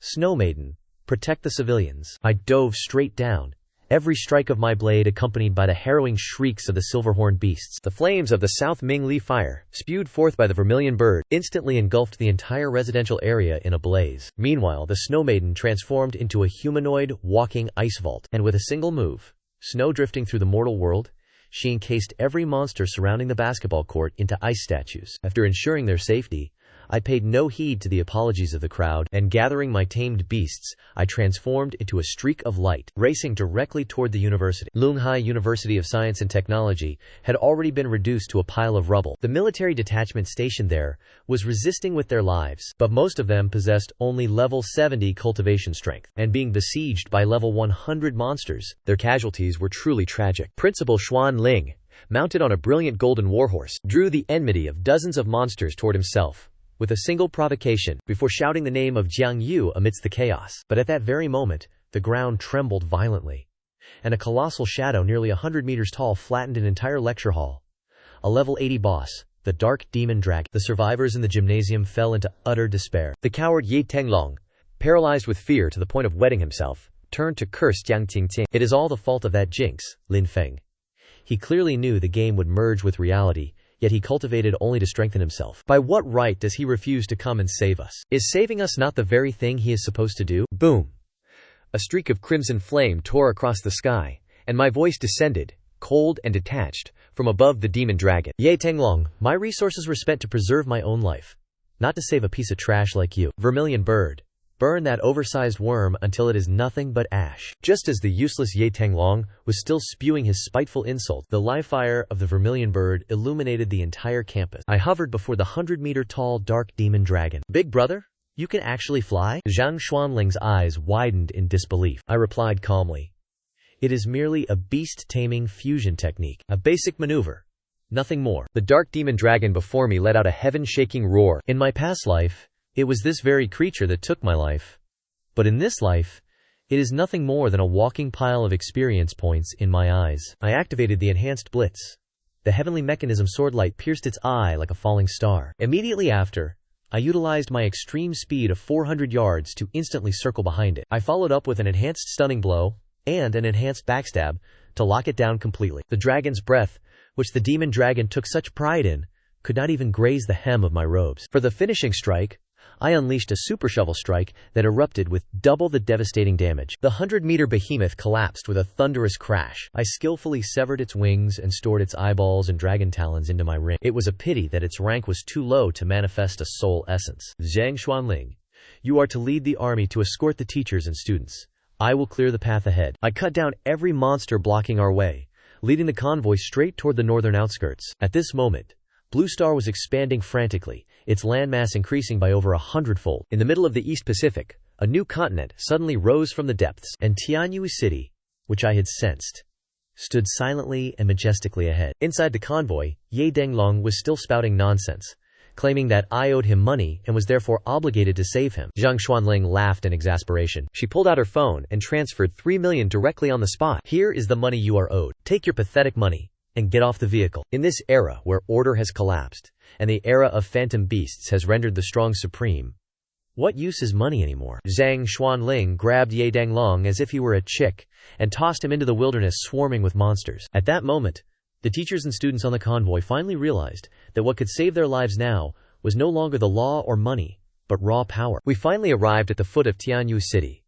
The cat girl Achi led the knights on duty to kneel on one knee, bowing to the city lord. In that instant, the 100,000 people behind me were left utterly shocked. My initial investment of millions had been traded for the only iron fortress in this apocalypse. I immediately ordered the high priest, Kong Yexuan, to traverse the void, bring Su Yanting and her family, who are currently surrounded by demons, to this location. Not even a minute after returning, Su Yanting, that saintly figure, appeared right before my eyes. Disregarding the gazes of the crowd, she held on to me tightly, refusing to let go. Moonlight cascaded over the walls of Tianyu City, turning this place into the only sanctuary within a radius of hundreds of miles. Yet Captain Longling, who was in charge of the rear guard, returned with a battle report that left everyone breathless. Report to the city lord, Longhai City has completely fallen. Millions of monsters are advancing toward Tianyu City from all directions, preparing to encircle this place. We await your command. At this moment, Captain Longling clutched the military's specialized communication device, delivering news even more suffocating than the last. The global military headquarters had been attacked repeatedly. The blue planet was effectively paralyzed. Cities that were once prosperous had become isolated islands after the catastrophic expansion of the world. Su Yanting gripped my hand tightly, her eyes filled with profound anxiety. Her grandfather, General Liu Quan, was still at the Jiangning military base, and at this moment, all contact had been severed. I looked at the 100,000 citizens who had just entered the city and declared to them, with a cold, firm tone, entry and exit to Tianyu City are unrestricted. However, those who choose to stay must obey my commands. From this day forth, Zhang Chunling shall be the deputy city lord. Her words are my words. Those who wish to leave are free to go. No one will stand in your way. But once you step outside these gates, your fate is your own.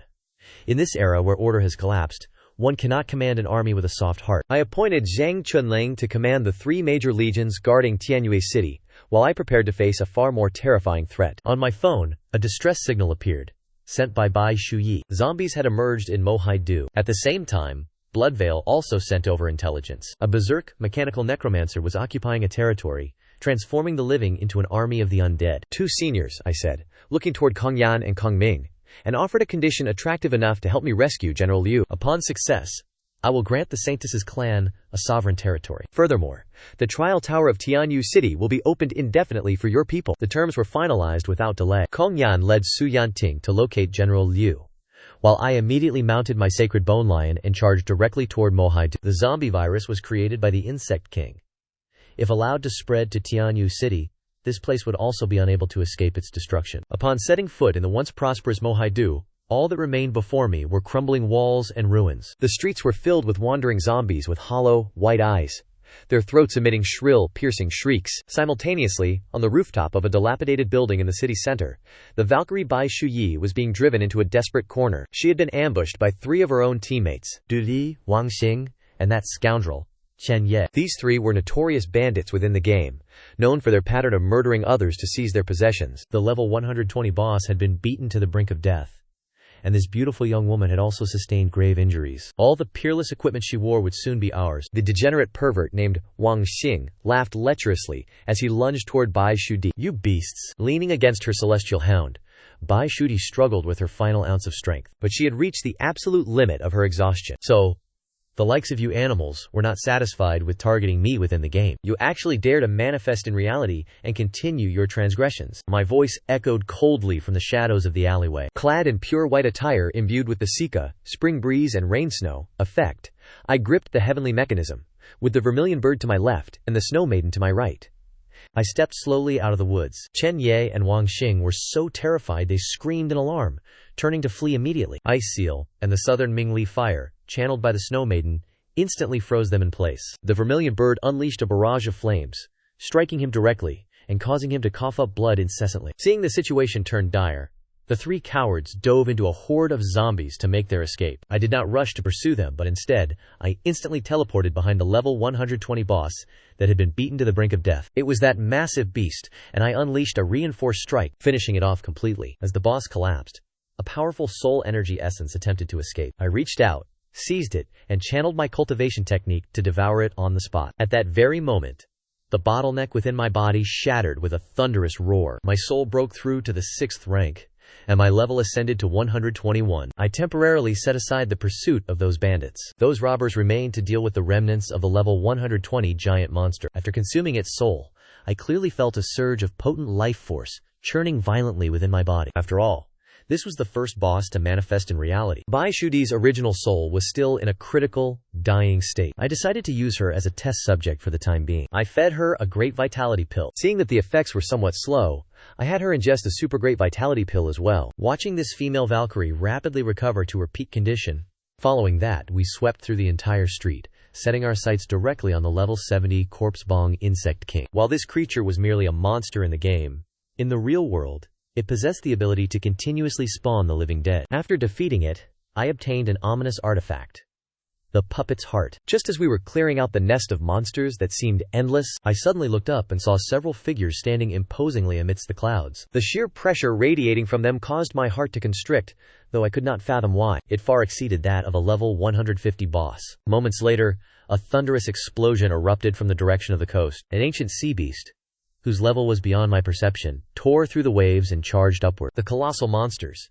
standing hundreds of feet tall, were reduced to mere snacks, swallowed whole by the beast. "Bai Shudi, we must retreat!" I shouted, pulling her as I prepared to flee. A roar like a rolling thunderclap descended from the heavens. "You beasts! You dare to overstep your bounds and seize the spirit beast belonging to our Longming kingdom? You are tired of living!" A golden radiance immediately dispersed the clouds. A man clad in golden armor, wielding a golden spear, descended from the sky. He was Jin Qiang, the garrison lord of the Longming kingdom. What shocked me even more was that the savage sea beast, upon seeing him, retreated in fear toward the depths of the ocean, while bellowing the name Godhead Mirror from its maw. At that moment, two familiar beams of light descended as well. Lin Feng and Su Wanding arrived, leading Kong Yan, Kong Lin, and General Liu Quan, who was clad in blood-red armor. Upon seeing these two seniors of the Saintess clan, the garrison lord Jin Qiang immediately assumed a respectful demeanor. Because they were currently within my Tianyu city, he looked at me with a newfound sense of scrutiny. From Jin Qiang's lips, I learned a brutal truth. The blue star of today is no longer the world it once was. It has transformed into the blue star realm, fractured into countless territories. The 8 southeastern provinces of the Long Kingdom are now all under the jurisdiction of the Longlang Kingdom. Furthermore, this so-called game invasion is actually a planned evolutionary selection process, long in the making. To Jin Qiang, those devoured by the monsters were merely trash who had discarded their 20 years of opportunity to become stronger. Since you are the city lord of Tianyue, I, the garrison lord, shall acknowledge your status. From this day forth you are under my protection. Facing this garrison lord, whose strength was unfathomable, I understood all too well that one must learn to bow when standing under another man's roof. I had no choice but to cup my hands and accept the decree. Yet deep within, the feeling of being treated as nothing more than a pawn left me seething with suppressed rage. This world was far vaster and more sinister than I had ever imagined. On the journey back to the city, I changed how I addressed him, calling Liu Quan grandfather, and immediately pressed him for details regarding the global situation. General Liu Quan looked at me with a somber expression. Lin Feng, the blue planet,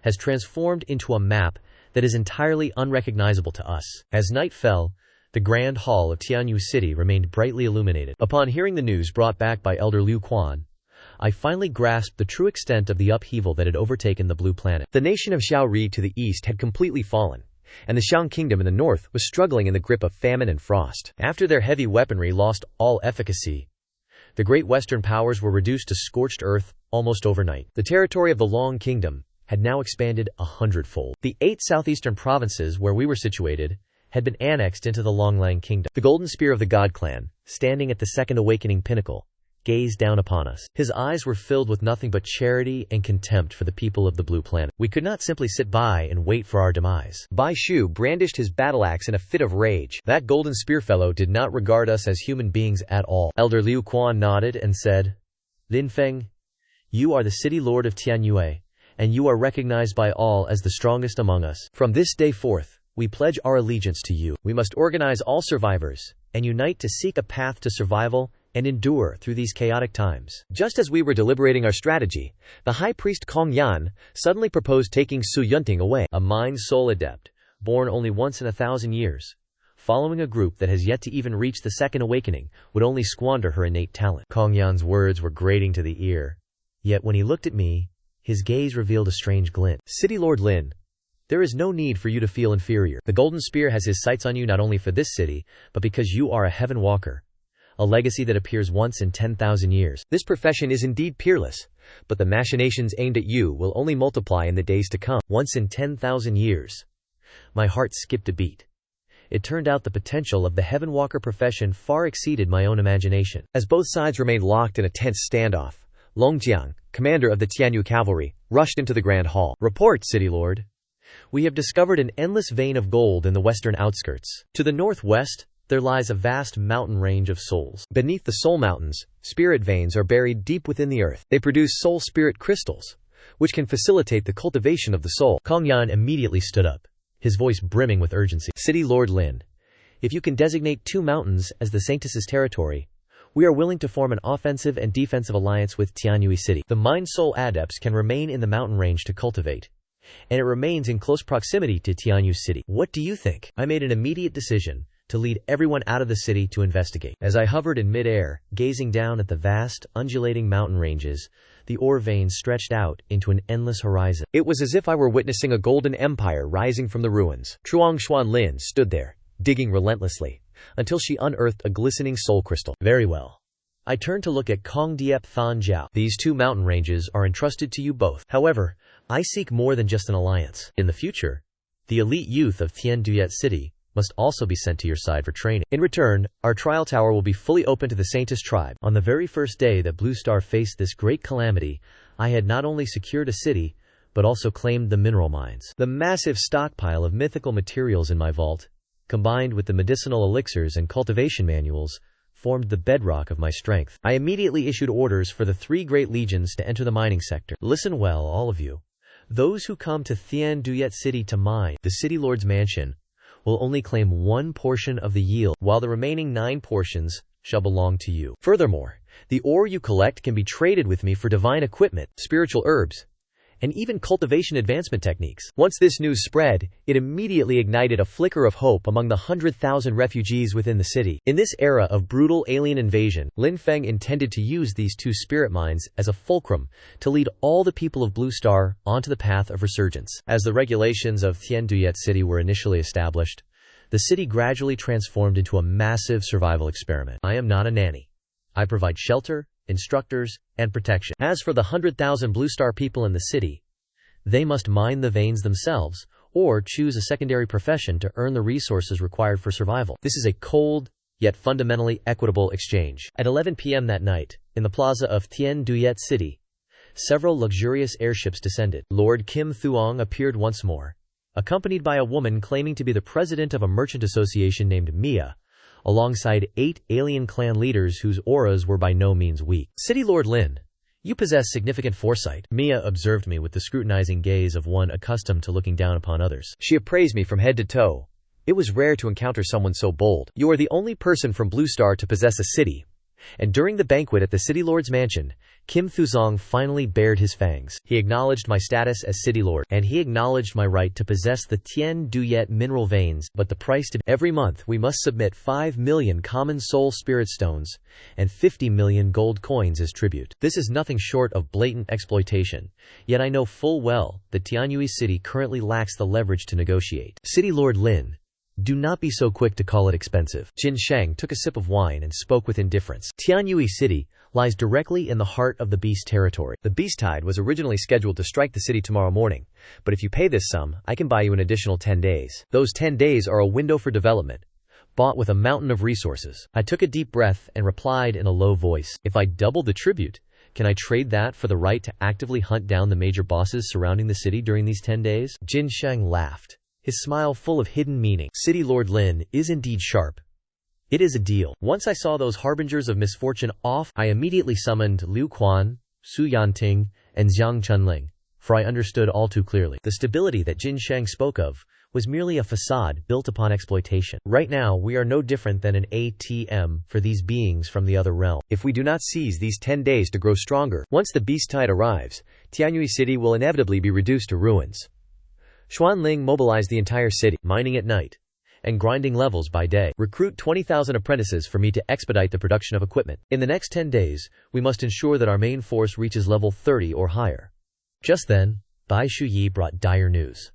Another person who owns a city, Zhui Mo of the Hanbing Kingdom, has sent a plea for help. His region was granted no such grace period. The beast tide will erupt tomorrow, and his tribute demands are several times higher than mine. I, Ling Feng, Zhui Mo.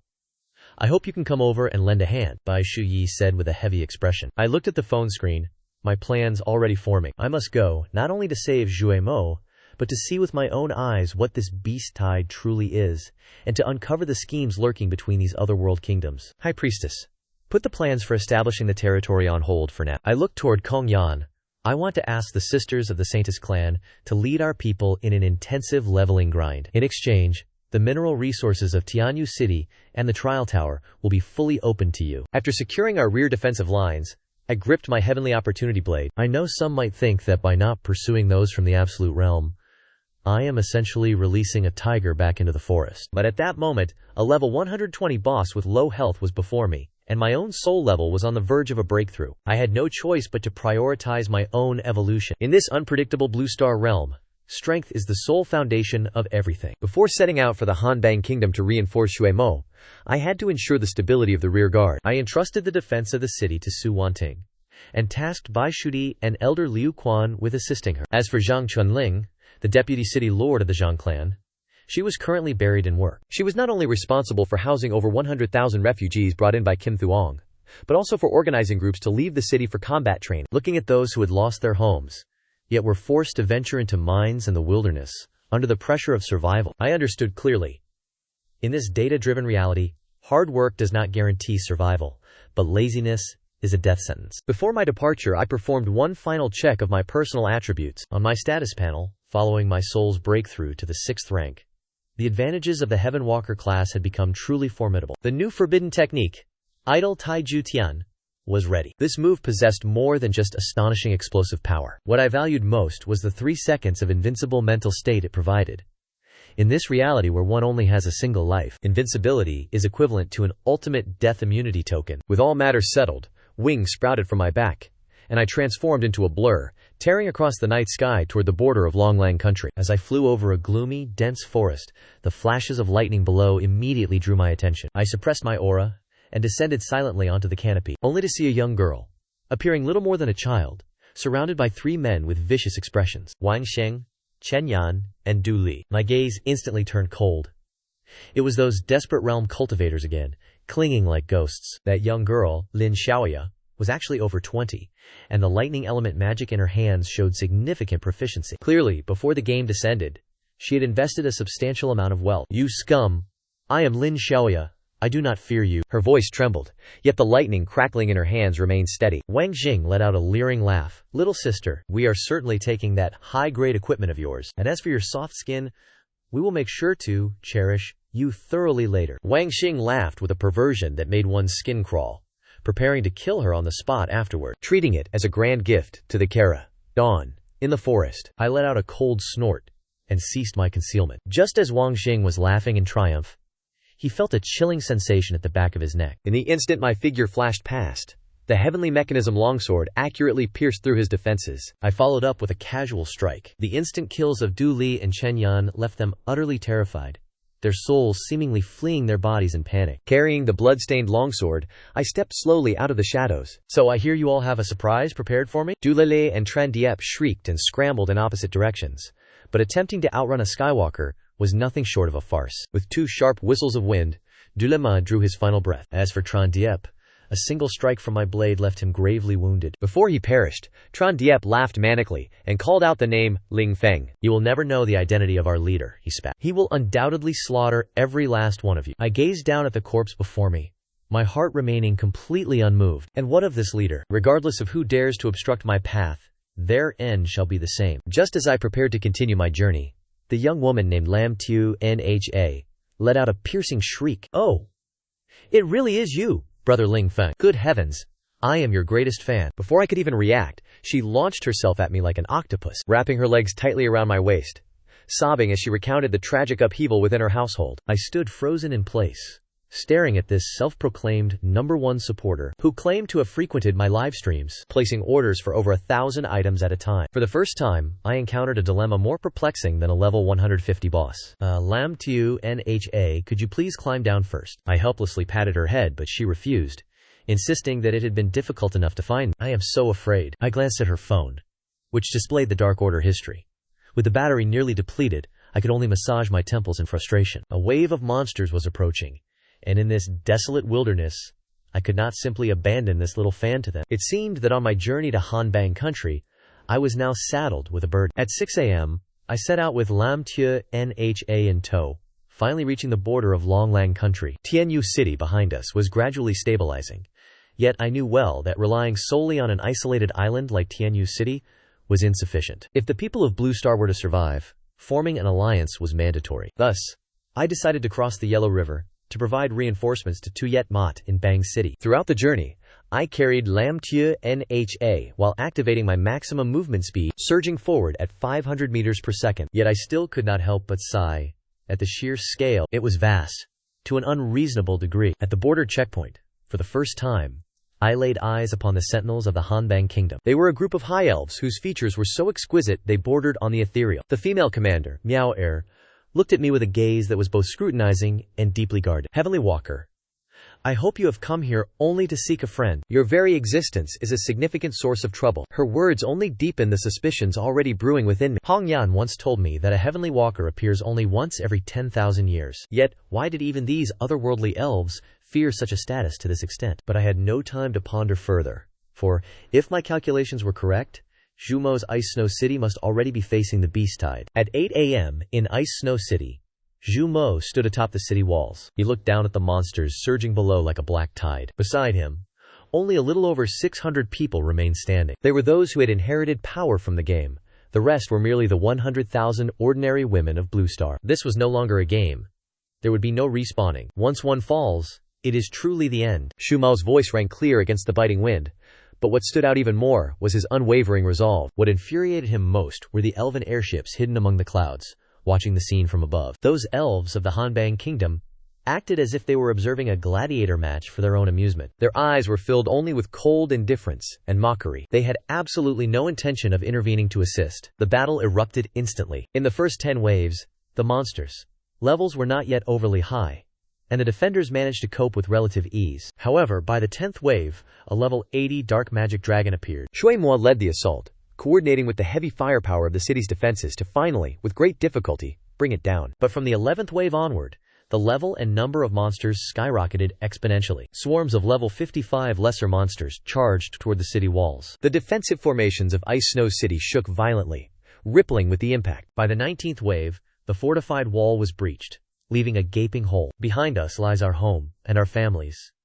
Even if you must use your own flesh and blood, you will seal that breach for me. The garrison of Ice City let out a thunderous roar that shook the heavens. In that moment of utter desperation, the soldiers did not hesitate to leap from the walls, using their very bodies to form the first line of defense. Their tragic, heroic aura instantly swept through everyone present. The mages accelerated their incantations, while the healers' spells cast trails of afterimages in the air. Just then, a deep, thunderous boom echoed across the heavens. A colossal beast, shrouded in violet lightning and towering dozens of meters high, shattered the mountain rocks as it charged forward. A level 120 boss has appeared. Impossible? How could such a thing be? We are only at the 20th wave. Why has a level 120 beast appeared? Shumo's complexion turned deathly pale. She suddenly lifted her head to gaze at the clouds above. Those elves were there, leisurely sipping fine wine, with cruel smiles curling at the corners of their mouths. Shumo realized in an instant. This was no ordinary beast wave, but a disaster orchestrated by those very elves. They intended to turn the Ice and Snow City into a city of the dead. Ling Feng, where are you exactly? Shumo gripped her staff tightly, her knuckles turning white from the immense pressure. At that moment, I was escorting Lin Xiaoya, tearing across the frozen river like a bolt of white lightning, racing at full speed toward Ice and Snow City. Ice and Snow City stood on the brink of collapse. Merely at the 20th wave, the level 120 lightning beast, controlled by the elves, had already trampled the outer defensive lines. Even though Shumo had activated the god-slaying elemental state alongside her 5-elemental magic array, against the thick hide and massive vitality of the lightning beast, her attacks were like salt cast into the sea. Hundreds of inheritors unleashed their skills in unison, yet they could not even deplete a quarter of the beast's health bar. Was everything truly coming to an end? Despair filled Jumo's eyes. While high above the clouds, the white elf princess, Mo Yi, looked down coldly upon the scene. The blue elf beside her even found amusement in watching the weak struggle for their lives. They had prepared everything, waiting only for Ice and Snow City to be reduced to ruins. In that moment of extreme peril, a beam of white light tore through the horizon. Carrying Lin Xiaoya on my back, I pushed my movement speed to its absolute limit and dove straight into the battlefield. Before the elves could even react, I vanished and reappeared behind the lightning beast. Ling Feng has arrived. Zhui Mo's cry instantly reignited hope for the entire city. I did not waste a single word. Activating the rider's violent killing heart, combined with the teleportation effect of the giant energy flying star, I left a trail of after-images flickering across the battlefield. With 6 cycles of soul refinement and 80,000 dual attack power, every one of my backstabs drained a massive portion of the lightning beast's health. In a mere 30 seconds, 30 stacks of the lethal burst status had fully accumulated and detonated. With my violent activation, the lightning beast, which had been incomparably arrogant just moments before, let out a miserable, piercing shriek. Its 100-meter-long body came crashing down to the earth with a thunderous roar. This was a true, textbook annihilation. The entire city erupted in cheers like a tidal wave. There were even young women screaming their desire to marry me. Meanwhile, the princess aboard the flying vessel amidst the clouds stood up in sudden shock. Her eyes flashed with a violet hue as she stared intensely at my figure. A heaven walker! He is actually that legendary class. What shook her even further was when I summoned the vermilion bird. This arrogant elf princess revealed a look of terror for the very first time. To think that an ancient vermilion bird would submit to a human as its master. I did not bother to pay heed to the prying gazes from above. After silently consuming the soul of the lightning beast, my soul experience surged upward. Taking advantage of the momentary lull in the monster siege, I began slaughtering the smaller fiends, while dragging Lin Xiaoya and Shui Mo along to grind for experience. My level skyrocketed to 122, thanks to this frantic display of monster clear. For the 30th wave, a level 120 metal-devouring tyrant beast tore through the earth. This creature, capable of consuming iron and steel, possessed terrifying defensive capabilities. It was the natural bane of the structures on Blue Star, which Zhu Mo was managing via her formations. I commanded the vermilion bird to treat it hospitably with its 5-fold Mingli fire. I activated my storm force field to draw its aggression, while Zhu Mo used her 5 elements formation to lock it firmly in place. Under the unstoppable bombardment of the vermilion bird's flames, the metallic body of the metal-devouring beast was smelted alive into a pool of molten iron. With quick eyes and swift hands, I lunged forward and snatched the golden, shimmering soul of the beast. As that surge of soul energy entered my body, a violent roar echoed within my mind. Ding! Soul experience capacity reached. Proceeding with breakthrough. As the system notification faded, my soul cultivation officially stepped into the 7th rank. At that moment, I felt it deep within my soul, a surging, boundless source of power, rising up as the attributes of the Heaven Walker underwent yet another transformation. My dual attack power surpassed the 90,000 mark, and my movement speed reached a point where even after images could barely be caught. What caught me by surprise was that although Shui Mo is a peak-tier elementalist, her soul cultivation remains stagnant at the 3rd rank. Have you never attempted to consume the souls of monsters? The soul is elusive. It flickers for a moment before vanishing entirely. Shu Mo's response left me caught between laughter and tears. It appears that my heaven-defying speed is not merely a divine tool in combat, but also a cheat code for cultivating the soul. To others, the spirit body is unpredictable, shifting in the blink of an eye. Yet before me, it is nothing more than fruit waiting to be plucked. Above the clouds of conspiracy sat the white spirits, the consort of the Han Bang kingdom, and a powerful male spirit. Tu Husi, their faces twisted in frustration, hurried over to complain to Princess Mo Yi. Your Highness, are we truly going to allow this rabble of Blue Star ants to pass the trial? If they manage to hold their ground, according to the laws, Ice Snow City will become a legitimate stronghold of our kingdom, and they will even be granted the right to attend the council. A sinister violet light flickered in Princess Mo Yi's eyes as she stared down at me, her heart filled with dread. He has reached a breakthrough to the 7th level soul realm again. Exactly what kind of monster is this man? To ensure the total destruction of Ice Snow City, Husi leapt from the flying ship of his own accord, preparing to lure even more terrifying beasts to the fray. 8 boss-level monsters emerged, casting a shadow of despair over Ice Snow City. When the 50th wave of monsters appeared, the entire city fell into a deathly silence. 2 level 130 bull demons, accompanied by 6 level 120 gale beasts. This was no longer a mere beast tide.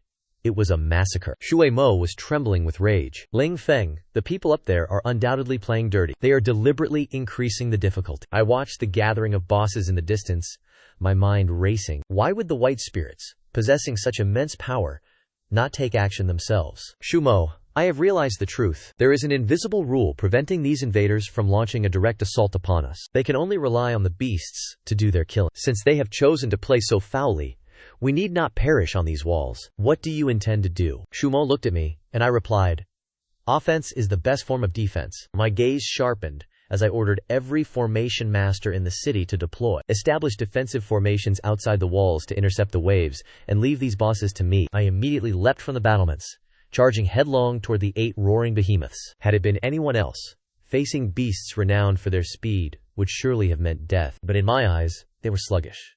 With a burst of mental energy, I unleashed the 7-star skill, Stormdome. I cut through the swarm of wind beasts like a bolt of white lightning.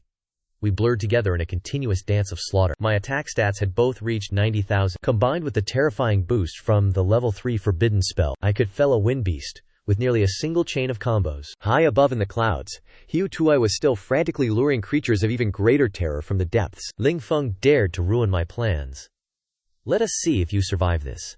I shall draw the king-tier flood dragon lurking nearby toward you. Princess Makwai's expression shifted instantly. The flood dragon king was nearing the threshold of its first evolution. It was a terrifying magical beast, with power exceeding level 150. If it were drawn here, not only would Ice Snow City be razed, but the entire stability of the Frost Nation would collapse. Yet, at this moment, I had no energy to spare for such concerns. I was consumed with harvesting the souls of the insect swarm. A flame of ambition ignited in my eyes. Come forth.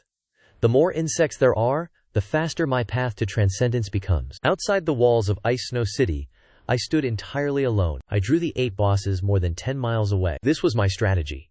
Trading space for time. As a Skywalker, even though my single target burst damage had been pushed to its absolute limit when facing an entire pack of Lord-tier creatures, I still found it difficult to fend off attacks from every direction. The fusion state with the metallic consort pushed my dual attack stats to 126,000, while my speed surpassed 500 yards. In this state, I was the nightmare of every speed-oriented magical beast. In a mere 20 minutes, those 6 level 120 insect monsters fell beneath my blade. As I devoured their 6 streams of soul energy, both my soul and my experience bar were nearly half filled. This rocket-like leveling speed left me longing for more. I could not help but wonder what stronger prey would emerge next. However, on the other side of the battlefield, the situation had descended into a bitter struggle. As I swept back to the main front of Ice Snow City, Tuyet Mak and Lamtu Nha were leading the remnants of their forces in a desperate last stand. Tuyet Mak's 5-element formation had faded significantly, and Lamtu Na's mana reserves were completely bottomed out. Yet most tragic of all were their tamed beasts. These creatures, regarded as extremely rare, perfect-tier specimens in the eyes of Blue Star, were being beaten to their last breath under the level suppression of the level 130 bull demon insects. Stop! Retreat! Do not struggle to the point of forcing a rebirth. With a heavy heart, I recalled my pet, whose life force was nearly depleted. Watching the 2 bull demons before me, each as massive as a small mountain, I furrowed my brow. Ling Feng, form a party quickly.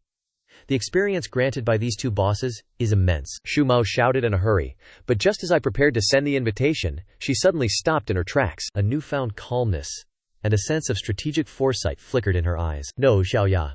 We will not join Ling Feng's party. We must consolidate all our resources. Everything must be poured into him alone. For the people of Blue Star to survive against these invaders, we must forge an absolute powerhouse, a god capable of controlling his own destiny. Su Yunting was not by my side, but in that moment, the resolve that Shui Mon displayed moved me deeply. This is the mettle of a grand guild leader. She intends to elevate me to the altar of divinity. Very well, then I shall handle this bull demon. I saw no reason to refuse, for to decline would be an insult to their sacrifice. I immediately activated my movement technique, transforming into a streak of white light, traveling at twice the speed of sound as I charged forward, setting my sights on the first target. Against the bull demon, my explosive kill technique and the 7-star agility of the Heaven Walker were pushed to their absolute limits. In this moment, the 30-meter-tall frame of the bull demon exerted a truly terrifying pressure. Yet, against my 7 precise, instantaneous teleports It was no more agile than a clumsy brown bear. I utilized the invincibility frames granted by each teleport to forcibly evade every one of its counterattacks. Time and again, I dodged its strikes by a hair's breadth. It felt as though I were dancing upon the edge of a blade, each of my own strikes accurately whittling away tens of thousands of its health points. Then came the moment when the 30 stacks of my explosive technique culminated in a devastating detonation. The bull demon's health bar plummeted violently. However, the dignity of a level 130 lord is not easily trampled. As its health dropped to 1/3, the bull demon entered a state of berserk frenzy. It let out a roar that shook the heavens and moved the earth, a surge of destructive power erupting from its core in an expanding shockwave. This is bad. Even though I had anticipated its move and teleported over 1,000 meters away, that horrific shockwave still pursued me relentlessly. The mere aftermath of the blast instantly drained over 50,000 points of my health. Seeing my health bar drop to less than half, I felt no fear. Instead, a wild, fervent battle intent surged within me. Is this the true power of a level 130 lord? If I can slay this beast, to what heights will I tighten my grip on the longsword, my eyes burning like living embers. Come forth. Become the first stepping stone on my path to godhood. The Nyuma's chaotic dance technique possessed a truly terrifying range. Even from 1,000 meters away, one could feel the raw power emanating from it. The shockwaves were nothing short of catastrophic. Although I had narrowly avoided the epicenter, the residual force still stripped away 54,000 health points. Fortunately, with Fei Tianshu in its symbiotic state, the damage was halved. I drained a vial of instant recovery elixirs, my gaze growing frigid. The boss has exhausted its ultimate technique. Now, it is my turn. I pushed my speed to the absolute limit of 560 units per second, my form dissolving into a faint white streak. A high-speed dash combined with a fatal backstab, followed by a heavy, incapacitating strike against the Nyuma. I seized the brief moment of weakness and stun that followed its ultimate attack. At the exact instant its resistances hit their nadir, my heavy strike connected true with the back of its skull. This was the moment. I took a deep breath and activated the 9-fold divine avatar. In a heartbeat, my figure surged upward, soaring 1,000 meters into the clouds. In that fleeting instant, I drifted past the flying vessel anchored in the heavens. I caught sight of Princess Mo Yi. Her eyes were wide, her breathtakingly beautiful face etched with absolute disbelief. Her shock was entirely understandable. A blue star traveler, not yet having reached level 130, whose soul cultivation had not even stepped onto the path of the gods, yet one who simultaneously wielded 4 9-fold divine avatars. Treading upon the 9 heavens, I descended like a golden meteor toward the earth. The ancient divine manifestation solidified. The 3-second invincible golden body was unleashed, and the Nyuma, its health dwindling, roared like a cornered beast. It leapt upward, desperate to drag me down in its final moments. But against such absolute, armor-piercing damage, its resistance was truly pathetic. With a thunderous boom, 660,000, the true damage, ignoring all reductions, instantly wiped out its remaining vitality. Gold and soul crystals littered the ground, and amidst the spoils of war, my eyes caught a stone shimmering with an ethereal light, its surface polished to an unnatural, radiant sheen, a holy magic stone. This was one of the rarest materials required for my Tier 9 God-slaying array. To think it would drop here. I did not pause for a second, swiftly coordinating with Shui Mo and Zhu Kui to clear the second Nifu Ma. These 2 level 130 spirits granted me 24,000 experience points. My soul cultivation has reached the threshold of the 7th rank breakthrough, yet this brief moment of respite brings no peace. From the lair of the 50th wave, a level 140 flame overlords emerged, accompanied by 2 even more ferocious bull demons. Ling Feng, give up. Shumo's voice trembled as she looked in despair at the starship hovering in the sky. Those white elves never intended for us to survive. A level 140 boss has already appeared at the 50th wave, and there are still 50 waves remaining. What do we have left to defend this city? Her words were perfectly rational. Abandoning the city to preserve our lives was indeed the only way to survive at this moment. But when I looked at the people behind me, the girls in the guild were all on the verge of tears. And then I gazed upon the small face of Lin Xiaoya, covered in fear, yet stubbornly refusing to retreat. I shook my head slightly. The final moment has not yet arrived. My level has now broken through to 130. The disadvantage caused by the level suppression has vanished. And furthermore, no one knows that I still possess a trump card that has yet to be revealed. I am capable of simultaneously activating the assimilation of 3 spirit beasts. Until this very moment, I had only ever utilized the sky-soaring rat. Everyone, hold the city gates. I will no longer participate in the upcoming defensive line. I gripped the Tianji blade tightly, my gaze directed toward the depths of that monstrous lair. I will strike directly at the heart of their nest. You are insane. That is nothing but courting death," Shui Mo cried out in panic. I turned back and offered them an encouraging smile. "Rest assured, I am a heaven walker. If no more monsters arrive in the next wave, it shall prove my success." Having said this, I turned and departed. My silhouette under the setting sun appeared somewhat solitary, yet carried an unstoppable resolve. Lin Xiaoya attempted to rush forward to join me, but I used a ceiling barrier to push her back. I did not look back, for I feared that if I saw their tears, the blade in my hand would falter for even a heartbeat. In this battle for survival, I, Ling Feng, will absolutely not be defeated. There are battles fought not merely to slay monsters, but to secure our place in this world. If the Ice and Snow City falls, the rules of survival for the people of Blue Star, in this era of illusions, will be completely rewritten by these invaders. Zhu Mo wishes to retreat, but I cannot allow her to do so. If these White Elves wish to play dirty, then I shall reveal every single one of my trump cards to them. Standing outside the city, I immediately activated the fusion state with my 3 pets, the mythical grade vermilion bird, the epic grade flying rat, and the snow maiden. At that very moment, my attribute panel underwent a drastic change. My Fire Earth Dragon Soul reached level 130, and my dual attack power officially surpassed the 200,000 mark. My movement speed reached 712 units per step. As I unleashed my full power, activating the swift movement ability of my equipment, my speed reached nearly 3 times the speed of sound, roughly 900 units per second. Under such absolute speed augmentation, my entire being transformed into a streak of light, tearing through the void. Is this the true limit of a Skywalker? I tightened my grip on the Tianji blade, feeling the surging power within my body as if it were on the verge of overflowing. Facing this surge of strength were a level 140 Fire Crow, its 2 offspring, and a level 130 Bull Demon, all charging directly toward me. I did not retreat. Instead, I immediately unleashed a fully enchanted Crescent Slash. Because my speed-derived stat bonus had shattered the limits, this strike dealt a staggering 6 million in dual attack damage. The moment the Fire Crow's flame shield collided with my blade, it shattered instantly. The 2 bull demons were sent flying hundreds of meters back by this single strike, their health bars plummeting by a third. I darted between the 3 lords with the agility of a ghost. The Fire Crow attempted to suppress me with a torrential rain of fireballs covering the sky. However, the vermilion bird within me is the sovereign of the Nanming Li Fire. Those flames were consumed entirely before they could even draw near. This was, in every sense, a one-sided slaughter. 15 minutes later, all 3 bosses had been converted into my experience points and soul energy. My soul experience skyrocketed to 80,000 nen. I was now just 1 step away from reaching the 8th rank. Yet, before I could even collect the spoils of war, a mysterious figure cloaked in black appeared at the entrance of the monster's lair. My gaze turned icy the moment I recognized those eyes. It was the white elf princess from the airship among the clouds. Is Princess Mo Yi not sitting high in the heavens anymore? What brings you down here? I asked with a cold laugh. Mo Yi shed her disguise. Under the moonlight, she appeared almost ethereal. She did not show anger.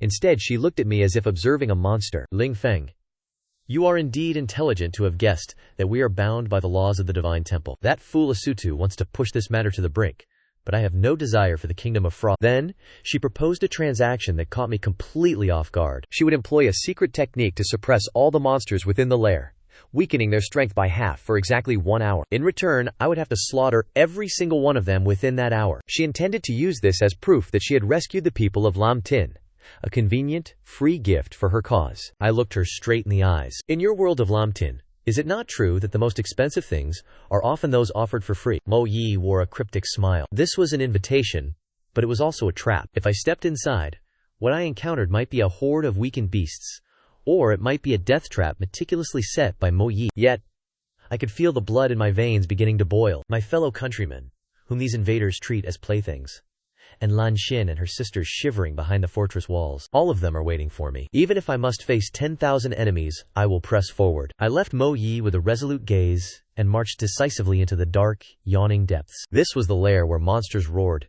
shaking the very heavens. I could sense Mo Yi behind me, waving her spirit staff and beginning her incantations. The sound of her chanting echoed through the valley like the whispers of ancient deities. This was a gamble of immense proportions. The stakes were my life, Lin Feng, and the future of the 100,000 people in Snowfall City. The moment I stepped into the monster's lair, I was once again stunned by the sheer extravagance of this Bai Ting Lin princess, Mo Yi. She had casually set up a 6th-tier formation, as if it were nothing. One must understand that during the era when the game was still active, the materials required for a 6th-tier formation were incredibly rare, especially the spirit wood used as the formation's core. It was a top-tier treasure worth millions in gold, powerful enough to suppress a level 150 lord, and it would have taken me an eternity to gather enough of it. Even during that legendary battle at the 9th stage of the gods, I had only managed to acquire one single Saint Magic Stone. I must admit, the resources behind this first wave of invaders are truly bottomless, but since Mo Yi was willing to invest so heavily, it proved that she was not deceiving me. The scene deep within the lair was enough to chill one's blood. A dragon, 100 meters long,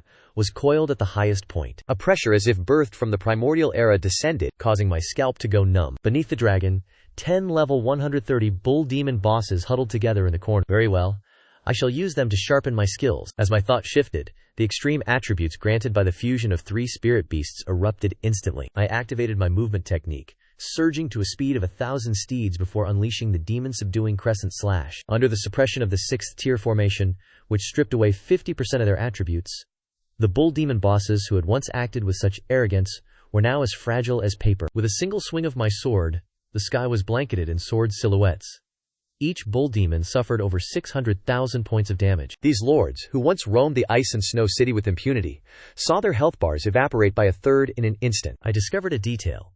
The demon-subduing crescent slash splits its damage among targets when it strikes more than 5 foes. Since that is the case, I will strike them down one by one. I activated my most unreasonable style of combat. Super enhanced slide, reinforced staff strike, and coordinated assault, all deployed simultaneously. Under the weakening effects of the formation, I had no need to maintain any distance. When the first bull demon roared and unleashed its ultimate technique, the demon's chaotic dance, I chose to stand my ground and meet it head-on. Rumble! The shockwave from the explosion sent surrounding mountain rocks flying. Damage numbers flickered continuously above my head, but my attack stats had already exceeded 200,000. The lifesteal effect was truly terrifying. As I swung my blade to fell the beast, the health I had just lost was instantly recovered through my relentless flurry of attacks. 8th tier soul devouring. Breakthrough achieved. As my soul realm ascended, my sensory perception underwent another transformation. The Qing Tianji blade in my hand hummed with excitement. It had been tempered to a fever pitch. I decided to gamble on an even more reckless strategy. I charged directly into the remaining herd of bull demons, relying on movement techniques as swift as a phantom. I gathered them all into a single point and systematically whittled each of their health pools down to 50%. Come at me all at once. I activated the Order Pearl skill on my weapon.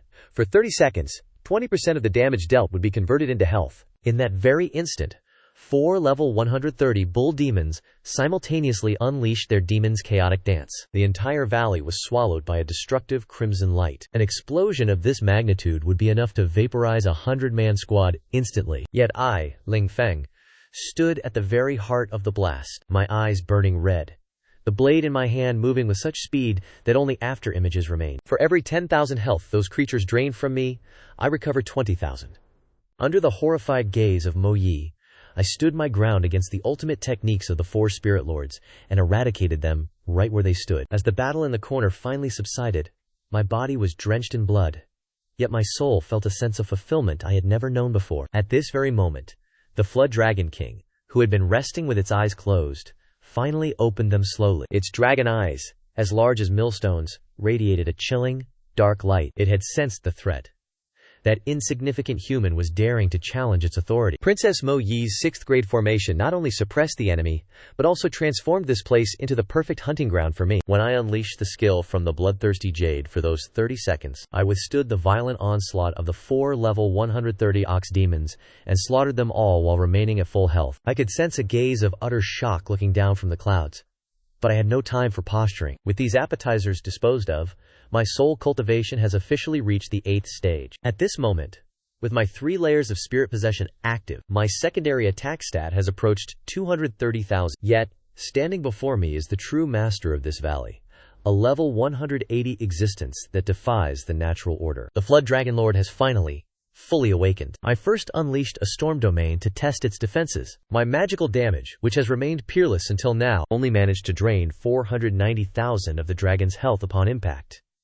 Considering it possesses a total of 7 million health, I could not help but gasp in shock. One must realize that even now, it remains suppressed by the magical formation, having lost 50% of its attributes. If it were at its peak, its health would likely exceed 10 million. A single dragon breath would be enough to fell any inheritor on the blue planet at this current stage. Though my physical defense is relatively fragile, the damage distribution mechanism of my 3 possession layers grants me an exceptionally high margin for error. As long as I am not struck by consecutive critical hits, I remain the most agile assassin on this battlefield. The flood dragon surged into the sky, its colossal body coiling above the valley. Its cold, vertical pupils locked onto my position. I immediately activated Swiftwalk, exploding with a speed of 900 meters per second in a mere blink. I drew my sword, landed a strike, and immediately detonated the sand seal. Even this entire chain of damage only depleted its health by a little over 100,000. Without a moment's hesitation, I utilized my speed advantage to circle behind it, aiming directly for its spine. Yet the combat instincts of this flood dragon were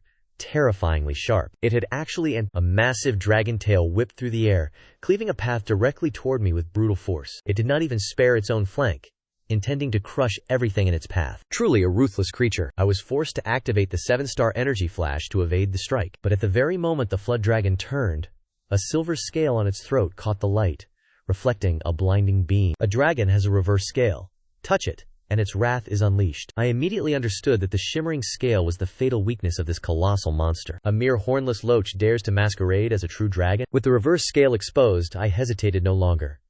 I surged into the sky, unleashing the idol falling from heavens. This time, my target was not its crown, but that glimmering silver reverse scale. The flood dragon twisted in panic, desperate to avoid the blow, but my speed far surpassed its own. Utilizing the brief window of invincibility from my idol protection, I kicked off the top of its skull, using the recoil to propel myself forward. Tianji, held in my hand, struck like a viper awaiting its moment to ambush. The blade did not deviate by a fraction, piercing directly into the crevice of the reverse scale. 896, 453 damage, 675, 582 damage. As both critical hits struck the weak point, the flood dragon let out a horrifying, blood-curdling shriek. Yet, its Lord-tier counterattack arrived in the very next heartbeat. The moment I struck, its tail whipped around, slamming into my back. 59, 686, nearly 60,000 damage. Even with my spirit mount absorbing a portion of the blow, the blood and qi within me churned violently. I was launched into the air like a cannonball, and that was with the force already reduced by 50%. Had it been in its prime,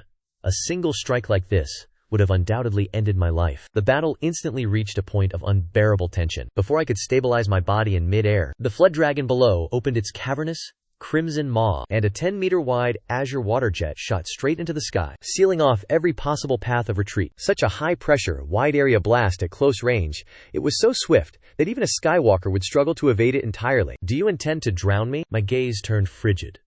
Following my momentum, I performed an action that left Moina wide-eyed in sheer disbelief. I voluntarily deactivated my defenses and plummeted straight down to meet the torrent head-on. Facing a level 180 flood dragon, even though Moina had already severed half of its attributes, I dared not lower my guard for even a single moment. I am not the type of battle-crazed warrior who favors brute force to overcome brute force. I am a Skywalker.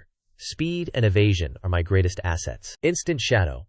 The moment the thought crossed my mind, the 7-star energy convergence was activated. To the flood dragon, its colossal body may have been as impregnable as bronze walls and iron bastions, but before me, it was nothing more than a stationary target. I vanished from my original position in the blink of an eye, tearing through the void to reappear behind its nape. In that instant, the vertical pupils of the flood dragon, each as large as a millstone, were filled with absolute terror. The 100-meter water jet it unleashed struck nothing but empty air, while my blade pierced accurately into the scales of its chest. Blood sprayed like a torrential downpour as the flood dragon, driven to madness by the agony, lashed its tail, knocking me out of the mid-air. However, I utilized the continuous displacement of the 7-star energy convergence, flickering repeatedly before its body, then darting back out to a range of 250 paces, leaving it swinging its claws and tail at nothing but thin air. I toyed with its health bar until it was in disarray, plummeting in one straight descent from 67%. I relied on the maximum defensive stacking from my equipment and the damage output of my triple-layered manifestation. Even when I was occasionally grazed by its claws,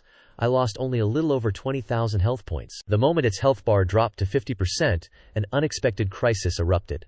The flood dragon's body suddenly flared with a blinding azure light. It coiled upward, its massive frame forming a cage of flesh and blood. A calm, emotionless notification from Moina echoed in my ears. "Be careful.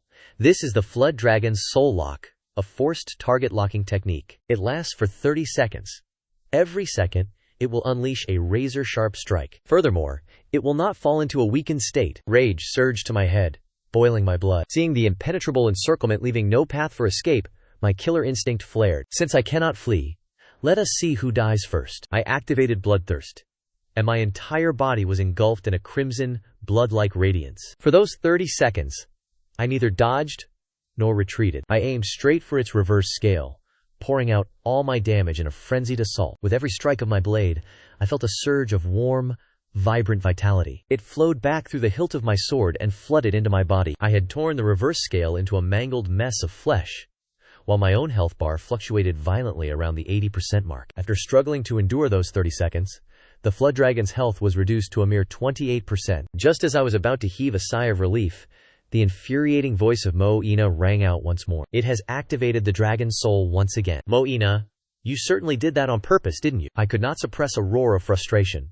but there was no time left to settle scores. I immediately activated the waist belt skill, the time controller. In a heartbeat, the cooldowns of all my abilities were wiped clean. With the golden idol treading upon the 9 heavens, I transformed into a golden idol and plummeted from the heights. The weight of that strike felt as if it could crush mountains and rivers alike, forcing the dragon to plummet from 1,000 meters above, crashing directly into the earth. The impact caused the very ground to shatter with a deafening roar. Dust and debris swirled, shrouding the sky as we clashed in the marshlands, slaughtering one another in the depths of the lake. When the dragon's health bar was finally whittled down to a mere 4%, the beast, which had once acted with such arrogant, heaven-defying pride, suddenly changed its tone. It ceased its roaring, instead emitting a whimper as if begging for its life. Its eyes were filled with desperate pleading. It had developed a spiritual consciousness. It desired to live, but I could not forget the faces of those in despair at Ice Snow City, nor could I forget the suffering of those devoured by these monsters. It was over. Without a shred of mercy, I unleashed the final blow. Demon-subduing crescent slash. The massive dragon's head fell heavily to the ground. At the very moment its soul departed from its body, I opened my mouth and consumed its essence.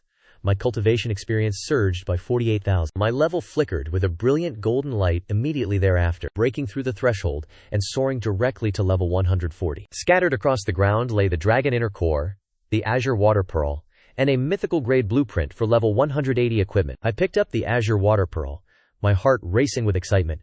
Yet another component for the TIER9 God-slaying array had been secured. Outside the mountain valley, Mo-ina's exquisite face was filled with utter astonishment. She watched me. After slaying the dragon, I did not pause for even a second before turning and lunging toward the flock of level 140 fire crows. In their eyes, this man from the blue planet was both a madman and nothing short of a demon god. The next objective, the Tier 9 soul. With murderous intent surging through me, I charged into the flock of fire crows, which were already being countered and suppressed by the vermilion bird. Less than an hour had passed, and my slaughter had only just begun. 20 minutes. That was the deadline Mo Yi had given me. For me as I am now, 10 minutes is more than enough to finish off. Freed from the suppression of cultivation ranks, and further aided by Mo Yi's formation, which weakened the enemies by 50%, the effectiveness of these attribute debuffs is truly terrifying. These level 140 fire crows, before me, are no different from soldiers entering battle without their armor. With my triple-layered buffs active, I am unleashing my full firepower. As I consumed the soul of the 6th fire crow, the energy within my body finally breached that threshold. Standing on the precipice of the 9th tier soul cultivation realm, I took a deep breath, feeling a surge of power as if I had been completely reborn. My 2 primary attack stats have officially surpassed 240,000, and my health pool has also broken through the 200,000 mark. As I am now, even if I were to face long-renowned local experts, I am absolutely capable of holding my own in battle. Yet this ascension to the 9th tier of soul cultivation has made me realize a few anomalies. My bloodlust is growing increasingly heavy. Mo Yi once warned me about the existence of inner demons, although I have yet to notice my consciousness being compromised. Each time I strike, the level of ruthlessness in my actions has truly intensified compared to before. Even more troublesome is the fact that I am only level 148, still shy of reaching level 150. My soul cultivation has begun to suffer from experience suppression. Monsters of level 140, which previously provided 10 or 20,000 experience points, are now reduced by half. My level remains a fatal weakness, and I must rapidly ascend to level 108. During the final 10 minutes, I set my sights on the 2-headed pythons deep within the level 150 boss's lair. The slaughter suddenly felt hollow, for the disparity in strength had become far too great. After swiftly disposing of these 2 massive serpents, I could not help but lament that if I were still in the days of the game, wanting to gather enough materials for a 9th tier god-slaying formation, I would have had to invest at least 20 million renminbi, and even then, it would have been a matter of luck. But now, I lowered my head to look at the spoils of war in my storage ring. The thunder guiding staff, combined with the previous holy magic stone, the time energy crystal, and the emerald pearl. All 8 core materials for a 9th tier formation are accounted for. As Dekisi and I stepped out of the lair, the light of the formation faded completely, and Mo Yi had already returned to her form as a white spirit. Her beauty was so breathtaking that it left one stunned. She stood coldly beneath the moonlight. 9th tier soul, is it? Your speed of growth is truly astonishing. Mo Yi looked at me with a hint of wariness, saying, however, such reckless consumption without regard for the consequences. Be careful that your inner demons do not drag you into an abyss from which there is no return. I wiped the blood from my sword and wore a faint, sinister smile. Your Highness, the people of Blue Star are on the brink of total annihilation. What I require is immediate power, and I have no luxury to worry about the consequences of tomorrow. I abruptly shifted my tone, my gaze chilling instantly. When we slew the flood dragon earlier, you deliberately withheld the information that once its health dropped below 30%, it would continuously trigger the flood dragon's wrath. This act of treachery has rendered our agreement null and void. What is it that you want? Mo Yi's expression darkened instantly. A dangerous magical aura began to fluctuate around her. Do you truly believe we would hesitate to kill a native of Blue Star? Feel free to try. I held out my hand, showing no trace of fear. Besides my identity as a Blue Star native, I am also the city lord of Tianyu City, personally recognized by Lord Jin Kang of the Longlang Kingdom. If I were to perish within the borders of the Hanbang Kingdom, do you think the Lord of the Seas would pass up such a pretext to declare war upon your people? I was indeed using another's influence to intimidate her, but it was clear that Mo Yi was suppressed. The White Spirit race, though arrogant, dared not recklessly incite a border war with the Longlang Kingdom. You are quite cunning, she said through gritted teeth. What is it you want, in the end? 5 blocks of spirit wood. I had set an exorbitant price, and she retorted immediately. Impossible! 1 block. At most 2. If I am even 1 block short, I shall take the evidence of the Hanbang Kingdom's deliberate inflation of the Beast Tide's difficulty and the massacre of Blue Star natives directly to the higher-ups of the Longlang Kingdom. Mo Yi was so infuriated that her chest heaved violently. Finally, burning with resentment, she ground her teeth and tossed over a piece of wood glowing with a green luster. This was the very material I sought, the spirit wood. I only have this 1 block on my person. For the rest, you must wait until the Beast Tide concludes. You may accompany me to the sacred city of Beilan to collect them. That will not be a problem. Your Highness. I accepted the material with a smile, though I laughed coldly in my heart. Go to the sacred city of Beilan? That is your lair.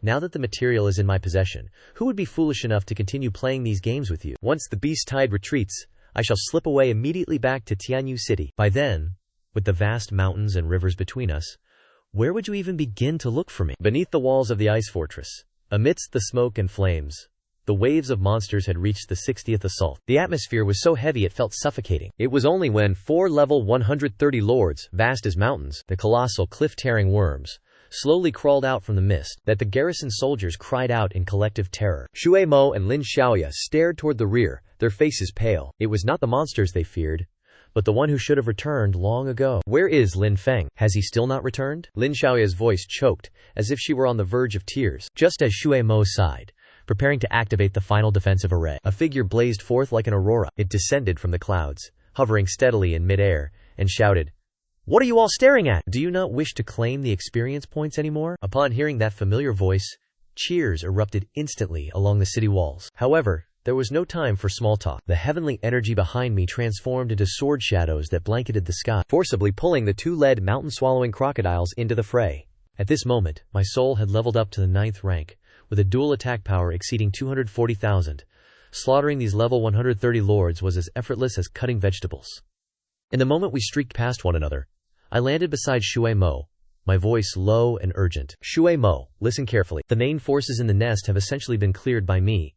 Only these mountain-swallowing crocodiles and the 2 giant, 2-headed pythons remain. You can hold your ground by relying on the formation. Once I finish off these 4, I must depart, and I must flee immediately. Shu Mo was stunned. Flee? Why such urgency? Because I have just offended Princess Mai of the Hanbang Kingdom. And I happen to be holding her golden spirit wood as well. I gave a self-deprecating laugh. If I don't run now, once she regains her composure and leads an army to surround me, I will not be able to leave even if I want to. Lin Xiaoya stood nearby, hearing every word clearly, and grabbed my sleeve. If you are returning to the Longling Kingdom, take me with you. You brought me out here.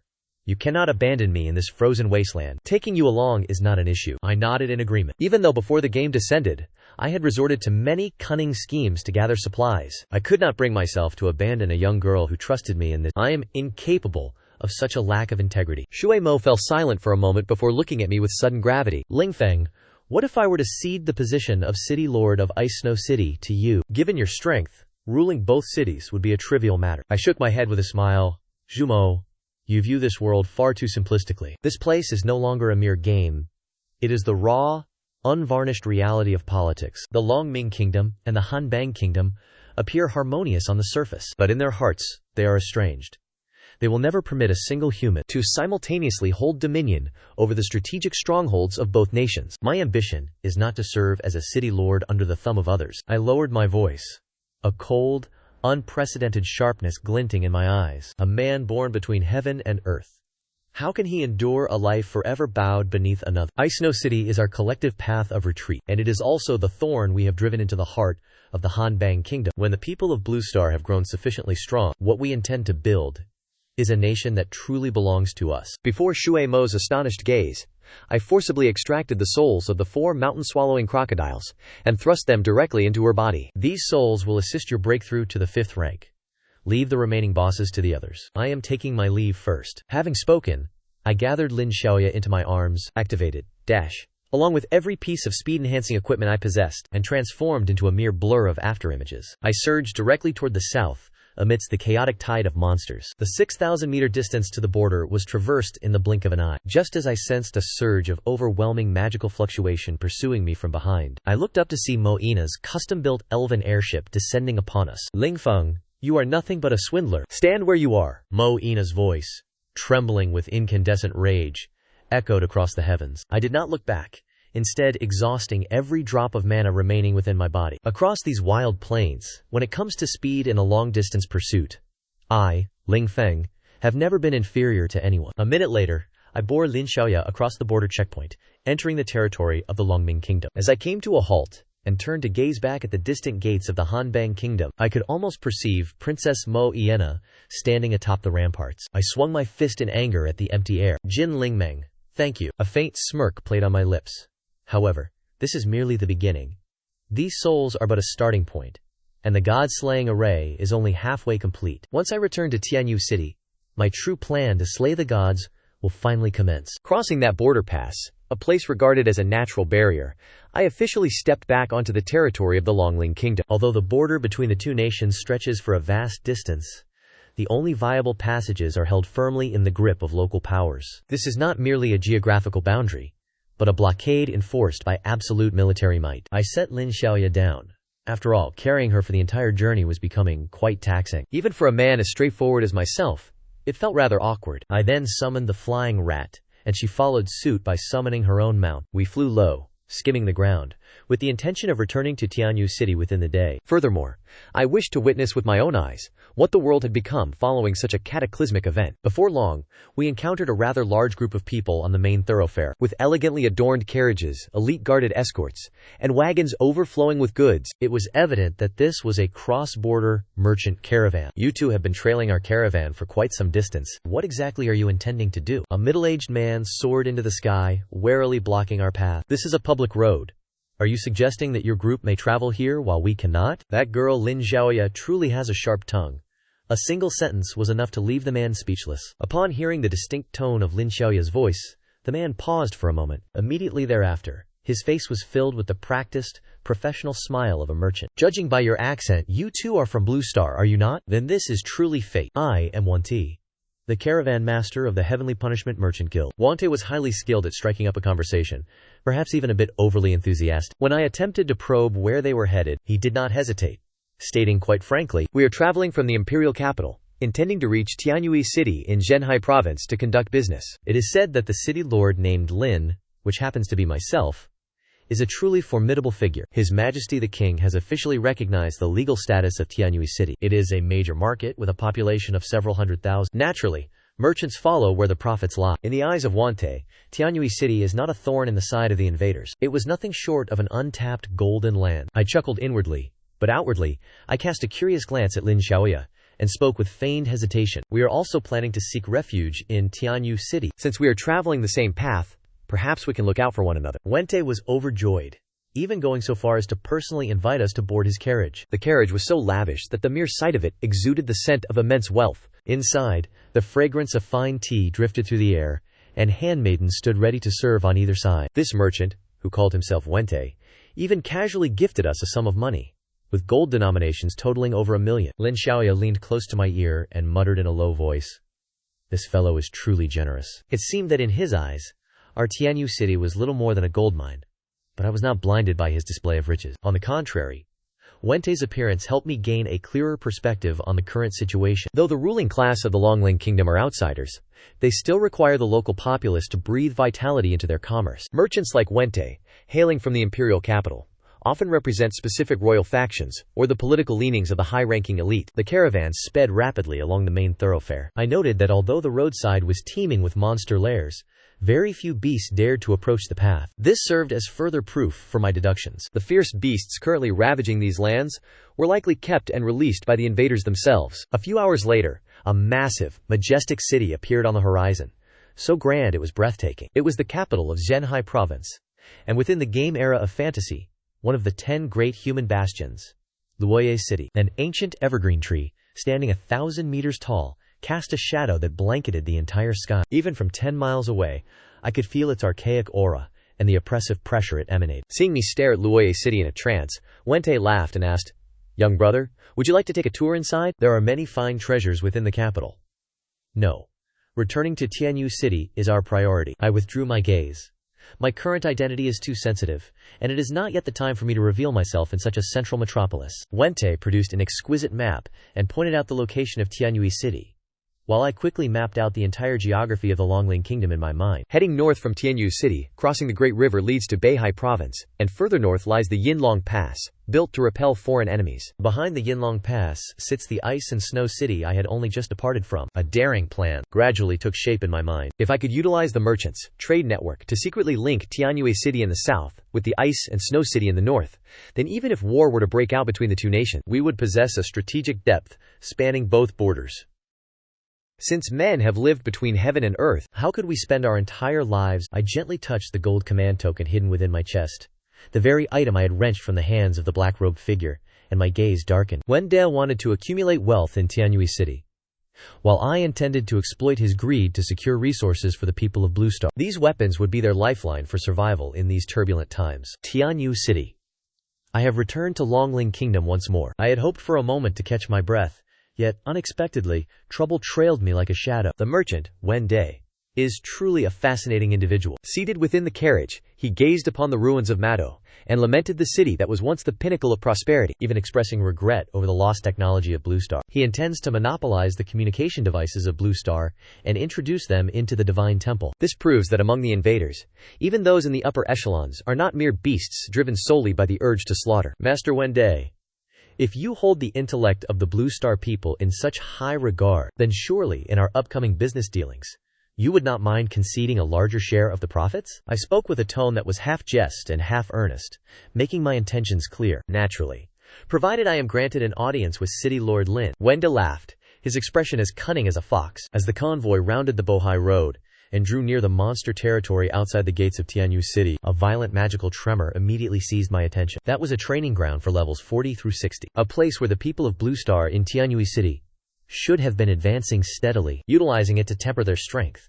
Yet now, the area was in utter chaos. I observed a group of strangers dressed in lavish attire, their faces twisted with bloodthirsty smiles. Whenever the people of Blue Star struggled to whittle a monster's health down to the brink, these interlopers would casually land the finishing blow to steal the kill. Such behavior was all too familiar in the days of the game, but in this harsh reality of survival, it was nothing short of cutting off another's path to life. As I reached the city gates, I happened upon Zhang Chunling, her expression grim as she led a team outward. Ling Feng, you have finally returned. Zhang Chunling looked upon me as if I were her savior, though the fires of indignation still burned in her eyes. Dela, the fourth young master of Dabayo, has led his people here. He arrived this morning and had the audacity to demand we hand over a soul ore vein, while also insisting on half of our profits. I refused, and now he is leading his men outside to snatch our kills, claiming that if anyone from Blue Star dares to strike back, he will immediately retaliate under the pretext of self-defense. Dela of Dabayo. Before I could even speak, Wendy, standing behind me, uttered the name first. It was none other than the youngest son of Marquis de Milly. He was a graduate of the Third Imperial Magic Academy, known for being notoriously thorny and difficult. I offered a cold laugh and glanced at Wente. It appeared that this Dabao's appetite was far greater than old Wente's. Wente coughed awkwardly twice, but before he could respond, I turned my attention to Zhang Chunling. The spirit soul or vein is our foundation. To think they could demand half of it with nothing but empty words. Were they not afraid of breaking their teeth? Since he wishes to play this game against the Purple Guards, I shall pay him a personal visit. I wonder if his bones are as stiff as his tongue. I did not return to the City Lord's manor, nor did I even have time to make arrangements for Wente. I merely instructed Lin Xiaoye to return to the manor and wait, then casually grabbed Xiao Mi as she sidled up to me. The young Xiao Mi was dressed as provocatively as ever, but I was in no mood to admire her allure. "Lead the way to where Dela is," I said in a frigid tone. "City Lord, be gentle. There is no need for such force when she can simply lead the way." Xiao Mi whined coquettishly, but her expression turned grave immediately thereafter. "You must be careful. Dela is accompanied by a level 150 master named Zhang Fu. The City Lord and the others would be unable to stop him." "Level 150, you say?" I felt the Tier 9 soul within my body surging with power, combined with the attributes I had pushed to level 145, while slaughtering my way through the Flood Dragon's den in a blood-red haze. Even a level 180 Flood Dragon, which had undergone its first-class advancement, had perished under my blade. And yet, this level 150 hired thug dares to come to my territory to collect protection fees. It seems the men of Dabao have truly forgotten how many beast corpses lie buried beneath the walls of Tianyue City. I unfurled my wings, my entire body becoming a black streak of lightning piercing through the night. I wish to see that look on Dela's face, when the level 150 trump card he considers a guaranteed victory is torn to pieces before him like a scrap of paper. Would his noble countenance still be able to maintain that detestable, debt-collecting smirk? Su Wanding is likely organizing our forces for defense at this very moment. I tightened my grip on Tianji, murderous intent swirling within my chest. This battle is not merely to secure the ore vein, but to ensure that every old power in Zhenhai province sees clearly. My Tianyu city belongs to the people of the Blue Star. Whoever dares to reach out a hand, I shall sever it. This level 150 opponent is no longer a hulking beast boss, with slow, clumsy movements, but a living, breathing human being, a master from the Landmen nation. In the eyes of many Blue Star inhabitants, level 150 is already an insurmountable peak. Yet in my eyes, he is nothing more than another whetstone to sharpen my blade. He does not possess the millions of health points that beasts can have when facing off against one another. What truly decides the outcome is the ability to unleash burst damage in a split second, coupled with precise judgment and combat instincts etched into one's very marrow. If you truly believe that the people of the Blue Planet are weak and that Cheng Tianyue is yours to mold as you please, then I shall show you how the weak launch their counterattack. I stepped slowly from the crowd, my voice echoing across the desolate wilderness, cold and resolute. "City Lord Lin Feng, you have finally dared to show your face." Demi sat atop a magnificent mount, laughing with a madness that bordered on insanity. "Are you going to report me? Do you intend to go to the province lord to lodge a complaint?" "Stop being so naive. People of the Blue Planet remain just that. You do not belong to our race. Who could truly be bothered to care about any of you? In this world, weakness is the original sin. Not only must you stand still and endure our blows, you must do so in whatever posture we deem fit. Even when begging for your lives, you must choose your words to please our ears." Countless people from the Blue Planet fell into silence. It was the cowardice born after their homeland was destroyed, the tragic sorrow of having their lives and deaths held in the hands of others. "You are correct. Weakness is indeed a sin." I lowered my head, the Xianji sword hidden within my sleeve beginning to vibrate faintly. "But I am curious. When the protector of Dabao falls by my hand, by the hands of the weak human you so despise, will you still be able to laugh so merrily? You wish to die? Dumb! Kill him!" Dad let out a savage, cruel laugh. Boom! The man who had been standing behind Demao, clad in golden armor, made his move. A level 150 fire element Grand Archmage. Duluo raised his hand, summoning a rain of fire that filled the sky, the heat intense enough to vaporize the very air. Yet he was far too slow. Faced with the terrifying speed granted by a Tier 9 soul, such a technique was no different from a scene in slow motion. Activating the 7-star Forbidden Art, the Forbidden Spell, Star Explosive Kill, and the Forbidden Spell. Raging Storm locked onto Dula amidst the darkened sky. Before he could react, a colossal phantom of a divine idol coalesced in mid-air, a forbidden technique. The idol tramples the 9 heavens. The ancient roar of the idol shattered Dula's fire shield, As that single foot descended, it felt as though the very heartbeat of the earth came to a halt. Dula Dola's twin protective pillars of fire were instantly extinguished, and he was sent flying backward like a kite with a severed string. He was far too arrogant. He hadn't even managed to initiate the fusion with his summoned beast, for in his eyes, I was nothing more than a mere blue star creature of barely over level 100. I lunged forward instantly, driving the tip of my foot hard into his chest. This elder who once stood so high above the rest was now covered in blood, the arrogance in his eyes replaced by profound terror. Lin Feng stopped his assault, and Dulala, standing behind, let out a piercing shriek, his voice cracking. He is an elder of our Dabao. If you kill him, you are declaring war against the entire Dabao clan. Declaring war, you say? I looked down at Daetula, who lay in a miserable heap like a dying dog, and offered a cold, merciless smile. If I had been the one defeated today, would your Dabao clan have spared Tianyu City? Daetula struggled to open his mouth. Spare me? Spare me? When war is declared, blood must be shed. The Tianji sword in my hand hummed with a bloodthirsty edge before I drove it without hesitation straight into his heart. Blood sprayed, staining my battle armor. A faint, ethereal soul escaped his body, only for me to seize it and consume it right before everyone's eyes. The moment his soul dissipated, the entire scene fell into a deathly silence. Dela was so terrified that he tumbled down from the balcony, his face deathly pale. The level 150 guardian he had always been so proud of could not even hold me back for a single minute. All members of Dabao who surrender shall be spared death. Otherwise. I slowly raised my blood-stained blade. My killing intent manifested as a physical force, sweeping across the entire arena. Kill them all! Run! Hurry back and report this! Dela screamed in agony, scrambling and rolling as he fled toward the exit. I unfurled my wings, transforming into a streak of blood-red light as I gave chase. Once blood has been drawn, one might as well slaughter to their heart's content. Since Dabao wished to extort me, I would use that very same leverage to shatter every bone in their spines. I am Lin Feng.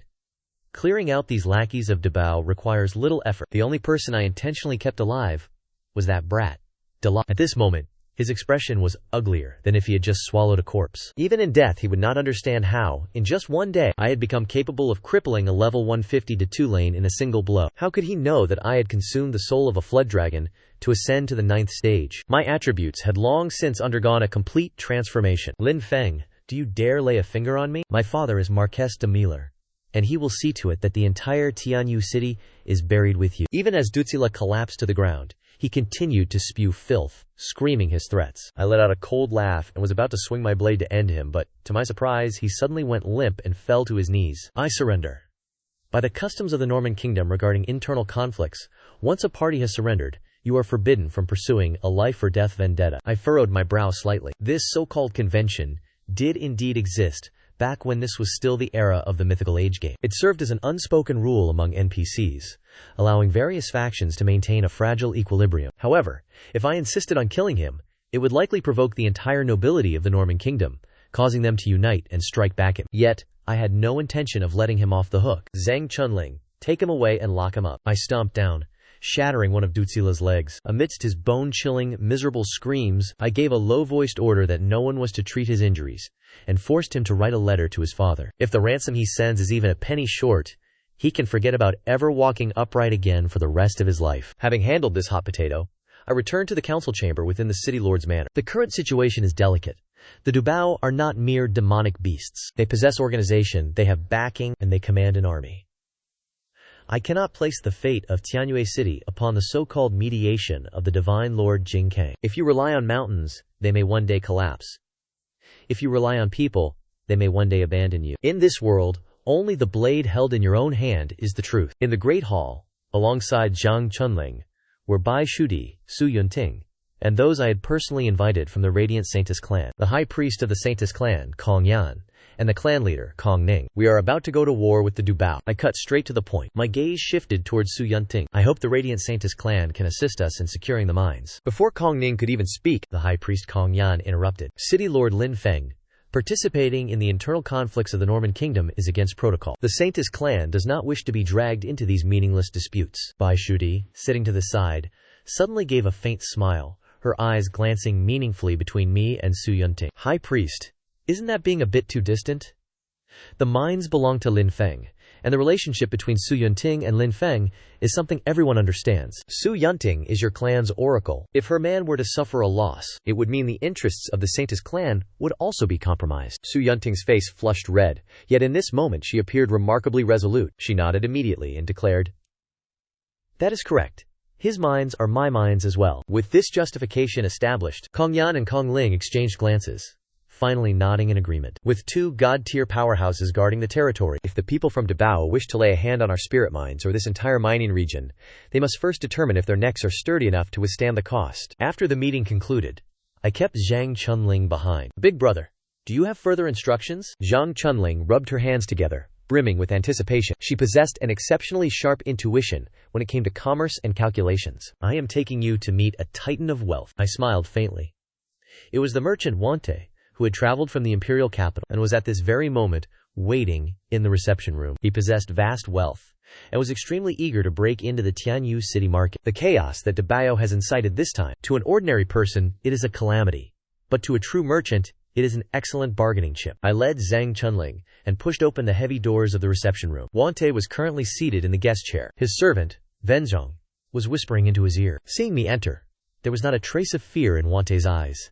Instead, they glinted with a near-manic, golden light. "City Lord Ling Feng, you have truly presented me with a massive surprise." Wante stood up, his tone carrying more than a hint of excitement. I cast a glance at Zhang Chunling before turning my attention back to Wante. "Mr. Wante, the army of Dabao has likely already set out. Your current situation is anything but safe. If you wish to withdraw your capital and flee for your life, there is still time." Wante let out a hearty laugh, then spread his arms wide and said, "No, City Lord Ling Feng.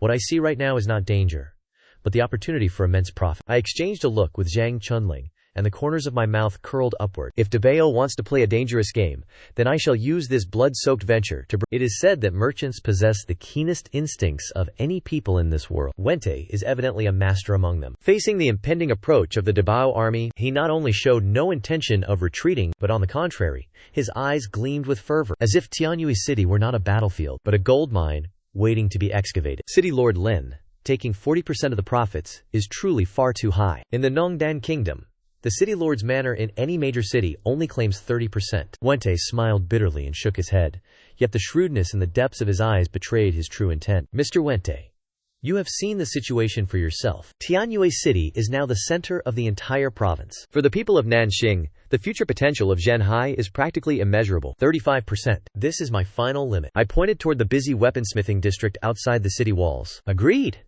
Wente accepted so decisively that it took me by surprise. He not only accepted the profit-sharing ratio, but also promised that I could choose one item from his trade caravan at my discretion. As a gesture of our meeting, when Wente carried several large chests into the reception room, at the very moment the lids were open, my heart skipped a beat. Among the mountain of dazzling treasures that made my eyes spin, I caught sight of a transparent sphere covered in lightning patterns. A lightning sphere. "I will take this item." I pointed at the sphere, my greedy gaze then sweeping toward two other boxes. The Geng metal essence, used for wind stabilizing. Truly exquisite. "Mr. Wente, you have truly brought the missing pieces from my 9th grade formation array to my doorstep." After the final pieces were settled and some back-and-forth negotiation, I not only secured these 3 types of special materials, but I also traded a Soulwing Spirit Stone in exchange for an entire chest of high-grade equipment, including appraisal scrolls and craftsmanship blueprints. Wente obtained the hard currency everyone craved, while I secured the foundation for combat that I so urgently needed. Neither party lost in this transaction. After seeing off Wente, who wore a devious smile, he was already calculating how to launch wartime loan services for the residents of Tianyu City. I instructed Zhang Chunling to depart first, then returned alone to the back courtyard of the city lord's manor. The night was deep, and the backyard was unnervingly silent. I happened to run into Su Wanding, who had yet to retire for the night. "Lin Feng, could you meet my parents and my grandfather tomorrow?" Her face flushed slightly, and she appeared somewhat flustered. Only then did I realize that I had been so preoccupied with slaughter and conquest these past few days that I had neglected these elders. I gently patted her shoulder, promising that tomorrow I would take them to undergo the trial together. We would cultivate and converse, ensuring they would be thoroughly satisfied with their future grandson-in-law. After settling Su Wanding and watching her depart, I stepped into the secret chamber alone. In my hands, I tightly gripped 2 9th-grade formation flags, while 8 core materials hovered around me, emitting a terrifying resonance. Holy magic stones, the essence of the Dingfeng Pearl, the conduction staff, crystallized red energy, the blue water pearl, the golden wood, and the lightning crystal. I erected a fire altar and unfurled the god-slaying formation map, silently chanting the incantations. One by one, the formation flags dissolved into phantoms and vanished into the void. The ley lines of the entire Tianyu city seemed to awaken at once, and in a mere blink, a surge of profound power erupted, flowing along the ley lines and pouring directly into my body. I opened my status panel, and beneath it, a line of brilliant golden text immediately manifested. 9th grade God-slaying formation. Accepted Lin Feng as its master. Status attribute bonuses active. While in a dormant state within the city, all my attributes are increased by 20%, and I can mark 5 targets, while simultaneously reducing their attributes by 20%. When fully activated, all my attributes gain an immediate 50% boost, while the enemy's total attributes are reduced by 30%. What truly sent a shiver of excitement through me was the final forbidden technique, titled God-slaying strike. This was, in every sense, a weapon of mass destruction, though the cost was the depletion of the entire formation's spiritual energy. In exchange, it stripped away 50% of the target's maximum health, followed by additional damage equal to 300% of my combined attack stats. This was the true foundation of a 9th grade formation. With this in my possession, there was no need to fear the private army of Debao. Even if Marquis de Miluo himself were to march here, I would dare to force him to stand beneath the walls of Tianyue City. Do you now understand what truly constitutes a forbidden zone for the gods? I stepped out of the secret chamber, gazing at the quiet Tianyu City under the shroud of night, my resolve hardening more than ever before. Debao's forces are likely arriving soon. This time, I will ensure that none of them return alive. With the god-slaying formation acting as the trump card for Tianyu City, the heavy burden that had been weighing upon my heart was finally lifted, if only by half. The mining site is now under the protection of the High Priestess from the Holy Maiden of Light's clan. The third messenger, Kong Yan, stands guard there to secure the area. Even those from Debao would do well to weigh the consequences before attempting any schemes. I made my way alone to the city lord's manor, entered the deepest secret vault, and pushed open the heavy stone door. Should anyone be standing here at this moment, they would surely be blinded by the brilliance radiating from within. The entire chamber was stacked with soul crystals. The common grade stones were arranged like walls, while the intermediate and high grade, even the shimmering colored soul crystals, glowed brilliantly in the darkness, resembling nothing less than a sea of stars. I sat cross-legged on the floor and crushed 3 priceless, vibrant soul crystals in my hand. As the raw energy surged into my body, a searing heat erupted from the depths of my soul once again. My soul experience increased by 6,000. The higher the cultivation realm, the more terrifying the consumption, yet the transformation it brings is equally astounding. I focused my consciousness and descended into my sea of consciousness. Suddenly, my body felt weightless as I entered a profound, ethereal state of sublimation. My soul had departed from its physical vessel. In my soul form, I soared out of the city lord's manor, discovering that I could bypass all physical obstructions and even glide past several level 50 monsters. Yet, they remained completely oblivious to my presence. But as I flew toward the azure python marsh in the wilderness, that creature, the level 100 boss, suddenly raised its head. Its vertical, lantern-sized pupils locked onto my exact position. I was so terrified that cold sweat broke out, and I immediately withdrew back into my physical body. I had not expected my soul form to be capable of threatening a level 100 boss. I wiped the cold sweat from my forehead, yet my mind felt significantly clearer. I recalled Jin Kang, his shouting at Hai Yao, and the look on his face when he crossed his boundaries to slay that boss. At that moment, I finally understood that in this world, those monsters and spirit beasts, despite their ferocious appearance, are merely being raised like livestock by the native nations. They serve as both grinding stones for the common people to level up, and as a nutritional source for the powerful to harvest soul energy. And the origin of these monsters lies within the secret realm dungeons. With my soul returned to my body, I took advantage of the night to head personally to the Azure Python Marsh. The Azure Python intended to launch a sneak attack, but was immediately suppressed by the pressure. It was suppressed to such a degree that it collapsed, trembling, onto the ground, and even obediently lowered its head to carry me toward the glowing portal suspended in mid-air. The very moment I stepped into the secret realm, I was completely stunned. This place was nothing less than a massive manufacturing plant for giant pythons. Countless Azure Python bosses were being hatched here. I understood now. This secret realm is nothing more than a breeding ground, and I would be wise not to touch these beasts. To kill them and seize their eggs would be the act of a fool. Only by preserving them can the people of Blue Star in Tianyu City continue to grow stronger in the future. The next morning, as I soaked in the hot springs in the backyard to wash away my fatigue and changed into a set of white robes as soft as snow clouds, the head maid, Xuanling, rushed in frantically. Xuanling reported, "Big brother, that man Wente has come again, claiming he has a major business proposition. I walked to the reception hall and saw Wente, who appeared with two dark, heavy circles under his eyes. It was clear he had stayed up all night calculating the details of this endeavor. City Lord Ling, I intend to organize a trade exhibition in Tianyu City, one on a scale that will undoubtedly be top tier across the entire server. Wente spoke with a voice full of excitement, his eyes flashing with a frantic obsession for profit. I want our name, Chengfeng Trading Firm, to be renowned everywhere after just a single debut. I lifted my teacup and asked Wente leisurely, with ordinary equipment and common elixirs, I fear it is not worthy of such a great effort on your part. What is it that you truly wish to sell? Wente leaned in closer, lowered his voice, and dropped a bombshell. In truth, we shall auction off a level 180 secret realm, the permanent ownership rights to the Twilight Heavenly Palace secret realm. The maid's hand trembled slightly. Only last night did I realize that secret realms are strategic resources. Yet today, this merchant tells me that a farming ground of this nature can actually be bought and sold. So, even secret realms can be put on the market. I stared intensely into Wente's eyes, and ambition began to surge within my heart. If I were to acquire a high-level secret realm, it would mean that I would not only possess an inexhaustible source of resources, but I would also indirectly control a factory for creating experts. While Marquis de Myler of Luoye City is screaming for my head, I am leading Su Yanting, the very same Su Yanting and her family that everyone has become familiar with, as we leave the trial tower. With me acting as a human-shaped hacking software for their escort, Su Yanting's parents and grandfather are leveling up as fast as the wind. In just half a day, the entire family has surpassed the level 60 milestone. For an ordinary person on Blue Star, this level of strength is already sufficient for self-preservation. Ling Feng, do you truly intend to confront De Bao head-on? Su Yanting held my arm, her delicate brows slightly furrowed, her eyes filled with visible concern. Having cultivated the secret techniques of the Radiant Saintess tribe, her sensory perception has surpassed that of any ordinary person. It was clear she had also sensed a heavy, suffocating killing intent permeating the air. I gently patted her hand and spoke in a calm tone. Yanting, in this world, concession does not trade for peace.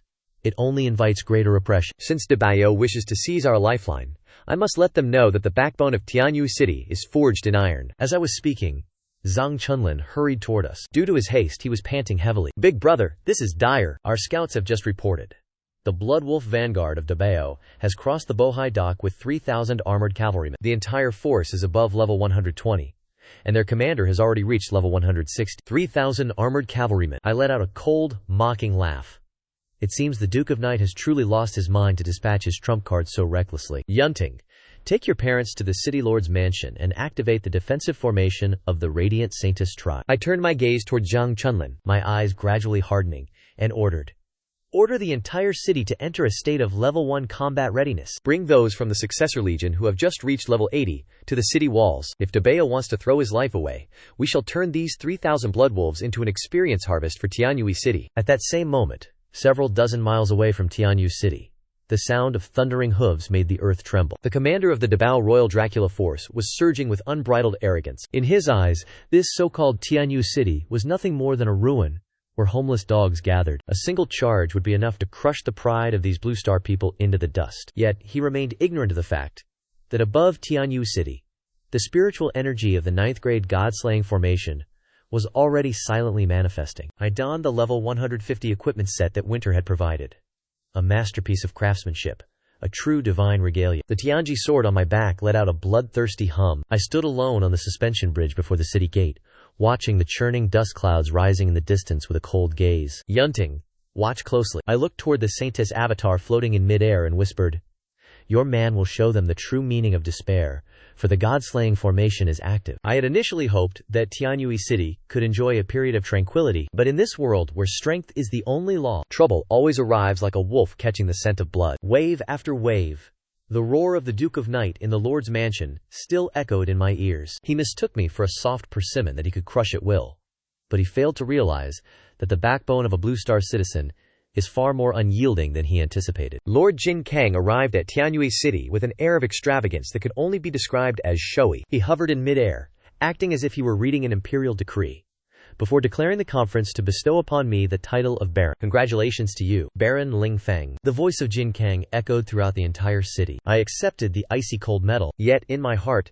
there was only a cold sneer. What meaning did this title or territory truly hold? It was nothing more than an attempt to chain Tianyu City to the war chariot of the Longling Kingdom. They even demanded that within 3 months, I must mobilize troops to participate in what they call the imperial battlefield. If the city lord is a subject of the Longling Kingdom, then regarding these arranged marriages, we people of Blue Star value the freedom of love above all else. I will absolutely not obstruct them, but I will also absolutely not force them. I faced Jin Kang directly, my voice calm yet devoid of any subservience. Jin Kang gazed at me deeply, but said nothing more before turning to depart. He did not utter a single word regarding the conflict between myself and Dabayo. It was clear he intended to sit back and watch us destroy each other. Upon returning to the city lord's manor, Zhang Chunling rushed in, his face pale, clutching a letter sealed with a blood-red wolf head emblem. Big brother, Dabayo has sent a war challenge. I tore the letter open. The words within were incredibly arrogant, demanding I release Delay immediately and step outside the city for what they called a fair duel. Fair? What a preposterous notion, I sneered, casually crushing the war challenge into dust with a flick of my hand. Dabao intends to pillage everything. Chunling, inform them. I will not release De La, and if they wish to fight, Tianyu City will see them through to the end. If Dabayo dares to take a single step into the territory of Tianyu City, I will execute De La as a blood sacrifice. That is the way. One must remain firm. Zhang Chunling turned to leave immediately. But I knew in my heart that an internal crisis is often far more lethal than an external enemy. I issued a proclamation preparing for battle. Yet I did not expect this to awaken the dark intentions of certain individuals. At dusk, I intended to seek out Zhu Yuanting to discuss defense details, only to find her expression somewhat somber. Ling Feng, have you seen the gossip circulating within the city? Yuanting bit her lower lip, looking deeply aggrieved. You saved them. Yet now, those in the mines are saying that your stubbornness is what brought the retaliation of Dabayo upon us, and they even claim you are using their lives as shields. As I listened to Yuanting recount these rumors, the very classmates I risked my life to rescue from the school now whisper behind my back, claiming I only acted to satisfy my own vanity. Do not be sad, silly Yuanting. I gently took her hand, gazing into her eyes, which were filled with concern. Such is the nature of humanity. Provide a small favor, and they are grateful. Provide too much, and they harbor resentment. They have grown accustomed to their own weakness.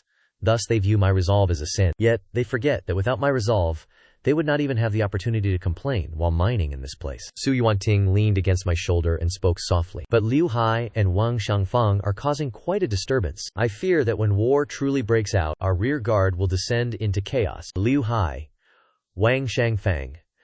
My eyes flashed with a cold, piercing light. Back at school, I granted them a chance at survival. If they are determined to fall into treachery at this critical juncture, and act as parasites, or even attempt to collude with enemies from within, then I shall have no need to respect our former ties as schoolmates. Xuan Ling. I called out toward the door without turning my head. Boss, I have been keeping a close watch on the troublemakers. Tell them this. Tianyu City does not provide for those who contribute nothing, and it certainly does not tolerate traitors. If they do not wish to serve as cannon fodder, they are free to leave the city gates now to follow Dabayo. I shall not stop them. But if they intend to remain within these walls to sabotage the power of the god-slaying array, I would be more than happy to make them the first to suffer its wrath. In this shattered world, I, Ling Feng, do not seek the understanding of the masses. I only care that Tianyu City survives. As for those who wish to obstruct my path, they shall perish in these chaotic times. The hardest truth for people to adapt to is that the equality they once pursued has been utterly torn asunder. In Tianyu City, though everyone resides within the walls, the rules of the game have changed. To survive, everyone must descend into the mines during designated hours to extract resources, trading them for sustenance and equipment upgrades. Such backbreaking labor has allowed darkness to take root in the hearts of many. I saved them, and granted them a chance to live on, yet in the eyes of some, that life-saving grace is worth less than their own twisted pride and insatiable greed. Deep within the mines, the two scoundrels, Liu Hai and Wang Xiangfang, buzzed among the crowd like flies. Jiang Ting, are you still down here mining? Liu Hai sneered at our former classmate. Is Zhang Xuanling not your brother-in-law? Why hasn't he taken you away to enjoy a life of ease? Let me tell you something. Young Master Dabayo has set his sights on you.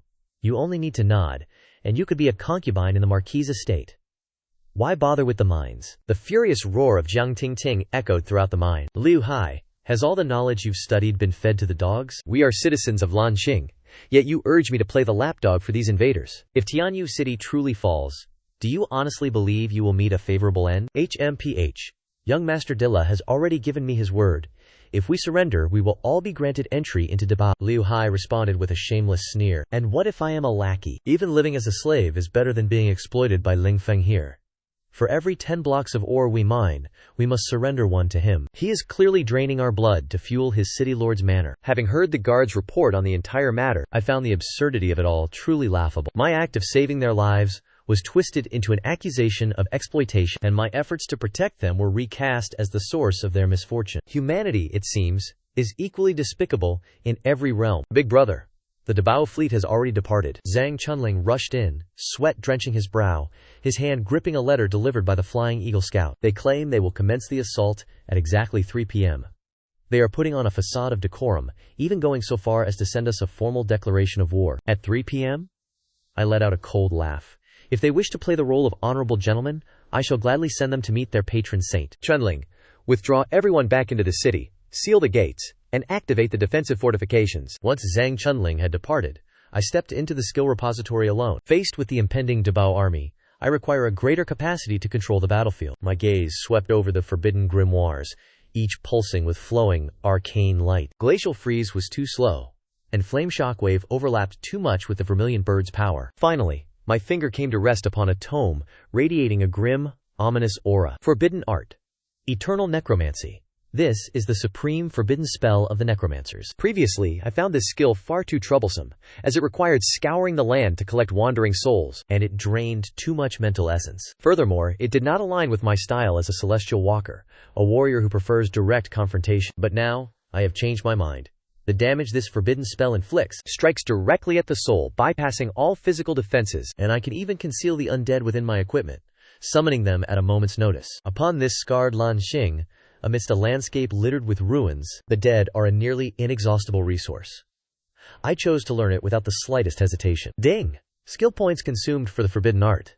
The level of eternal necromancy has been elevated. My current level is 8, and with the bonuses from my equipment I can command tier -8 undead spirits. In a mere flash, my mental energy connected with a frigid dimension looming around me. A tier -8 undead is an existence capable of making even a level 150 master tremble in its presence. The very moment I acclimated to this skill, a deafening roll of thunder echoed from the horizon. I stepped out of the city lord's mansion and gazed upward. Dozens of colossal armed airships were tearing through the clouds, descending upon us. Like a dark shroud, they suffocated the sky above Tianyu City. Marquis de Mille, draped in magnificent purple and gold battle armor, stood at the prow of the lead airship. His voice boomed across the sky like rolling thunder. Ling Feng, release my son. Otherwise, I shall raze Tianyu City to the ground this day, and reduce you Blue Star commoners to ash. The aura radiating from him was utterly terrifying. It was the volatile energy of one at the peak of the path of gods, even vaguely eclipsing the power of that golden spear from before. I pressed my toes against the earth, my body undergoing a triple fusion, and transformed into a streak of silver light, soaring directly into the heavens. Gripping the Tianji sword, I stood before the fleet of airships that darkened the sky, appearing strangely small and solitary. Demille, since you have brought so many ships, I said, slowly raising my blade as a chilling, hair-raising smile tugged at the corners of my lips. Then this is perfect. The walls of my Tianyu city are currently in need of a few noble heads for decoration. At that moment, my gaze swept across the city walls. Su Yanting stood atop the watchtower, the staff in her hand shimmering with faint light. She remained silent, yet I could feel the unwavering resolve in her eyes. This battle was not just for me, but for my fellow Blue Star citizens within the city. As their spirits remained high, the aura of the undead began to emanate silently from my body. Demille, if you wish to slaughter this entire city, you must first ask the billions of vengeful souls buried beneath this land if they are willing to allow it. This old Marquis de Mille is truly no simpleton, an expert at the peak of the path of gods after his second-class transition, standing behind that sky-obliterating fleet. The sheer pressure of his presence made the very air over Tianyu City feel stagnant and heavy. Compared to him, my Tier 9 soul has yet to reach perfection, and my level remains a significant distance behind his. In the eyes of onlookers, this was undoubtedly a battle that would end in a one-sided, crushing defeat. I walked slowly out of the city lord's mansion. With every step, I could feel countless gazes from within the city locked onto me. Terror, disappointment, despair. Yet hidden within them all, a single Jun Dabao arrived later than I anticipated for this battle. I have waited so long that my very bones feel as though they are rusting. The Vermilion Bird guards the city lord's manor, while the Snow Maiden occupies the high ground. The soaring rat lies in wait within the shadows. With a single thought, my 3 warriors mobilized instantly. A torrent of crimson fire, a piercing, frigid frost, and the murderous intent hidden in the darkness. In the blink of an eye, They had secured their tactical positions. I soared into the air, staring directly at the behemoth, Demila, looming above. Your son, Dela, led men to Tianyui City to commit arson and murder. I apprehended them all. Where is the fault in my actions? Yet you lead a massive army to besiege the city, bellowing threats to slaughter everyone within. Is this the conduct of a marquis of the Longling Kingdom? Is this the manner in which you raise your son? Augmented by the god-slaying formation, my voice echoed across the 8 horizons. Commoners like you dare to speak to me of the law? Demila let out a cold laugh, his voice booming like a bronze bell. Your group from Blue Star slaughtered my guards and humiliated my son. That alone is a crime worthy of the extermination of your entire clan. I, the Marquis of Lingfeng, will grant you one final path to survival. Take your own life before everyone here, and hand over the governance of Tianyue City to Dibao. Only then will the rabble in this city keep their wretched lives, and continue to mine for me. Otherwise, not a single soul shall remain. Dream on, I replied with a mocking laugh. You intend to swallow Tianyue City whole and force us into slavery? In the lexicon of Lingfeng, there has never been a word for submission. You possess a rigid spine, boy. But that does not mean everyone wishes to die alongside you, Demila sneered. At that very moment, several shrill voices suddenly erupted from within the city. I do not wish to die. I, Liu Hai, am willing to surrender. Debao, even I, Wang Shengfang, surrender. I surrender as well. Spare us! I turned around in fury to see Liu Hai, Wang Shengfang, and even Liu Yu leading over 100 people emerging from the shadows. Among them were several individuals who were my former classmates during my school days. They hid behind the 5 Debao retainers who had just descended into the city, their gazes devoid of any remorse, filled only with twisted malice. Ling Feng, you always loved to show off when we were at school. Now that you are the city lord, you act as if you are truly something great. By what right do you expect us to be buried with you? Liu Hai pointed directly at my face and cursed loudly. Young Master de Law has already spoken. Provided you surrender, from this day forward, you shall be official citizens of Debao. Su Yuanting stood atop the city walls, trembling with rage as she slammed her staff heavily against the ground. Liu Hai, Wang Shengfang, search your own consciences. That year, when the monsters slaughtered our city, it was Ling Feng who carried you out from the piles of corpses. Yet now, you wish to become traitors, kneeling and groveling to the very murderer who caused this. Did anyone ask him to save you? Wang Shengfang retorted with a cold snort. He killed the men of Debao merely to satisfy his own arrogance. Now that he has brought disaster upon us, he wants us to pay the price? Keep dreaming. At this point, further argument was meaningless. It only provided Demela, hovering in the sky, with a spectacle to mock. Very well. I closed my eyes, and when I opened them again, my gaze held only bone-chilling coldness. Tianyue City is not a place you can come and go as you please. If you are determined to act as dogs, I will not hold you back. From this moment forth, I revoke your status as citizens of Tianyue City. Your fates are your own to bear. Who cares for the residency of this pathetic, ruined city? Liu Hai continued to shout provocatively, while Demela laughed maniacally in the air. Haha, Ling Feng, do you see now? This is the nature of the human heart. The retainers moved to welcome them onto the flying ship. 5 level 160 elite retainers of Debao looked down with pure contempt, striding brazenly toward Liu Hai's group. In their eyes, even with their attributes suppressed by 20% due to the god-slaying formation, they were still more than capable of running rampant through these ruins. Did I give you permission to leave just yet? I suddenly surged forward, my figure like an arrow released from its bow, the Tianji sword carving a blinding arc of light through the air. Did I say these traitors were permitted to live? Swish! With my speed pushed to the absolute limit by the resonance of my pet's attributes, I became a blur. The level 160 retainer standing at the forefront. Before he could even react, the Tianji sword had already pierced straight through his chest. Blood sprayed across the expanse of Tianyue City. The god-slaying formation had weakened him, yet it amplified me, and this single strike drained more than half of his health bar instantly. Simultaneously, the ice seal of the Snow Maiden froze another retainer in place. The Vermilion Bird's inferno engulfed a third, while the flying mouse transformed into a shadow, tightly binding the fourth. I spun in mid-air and surged back, swinging my blade down upon the severely wounded and terrified retainer. Level 160. Yet in my city, you must still kneel. A head soared into the sky. The first of Debao's retainers had fallen. I held the blood-dripping Tianji sword, and turned my gaze toward Liu Hai's group. The traitors collapsed to the ground, their limbs turned to jelly as they looked up at Dumela in the sky. His smile had frozen stiff. The battle begins, I roared.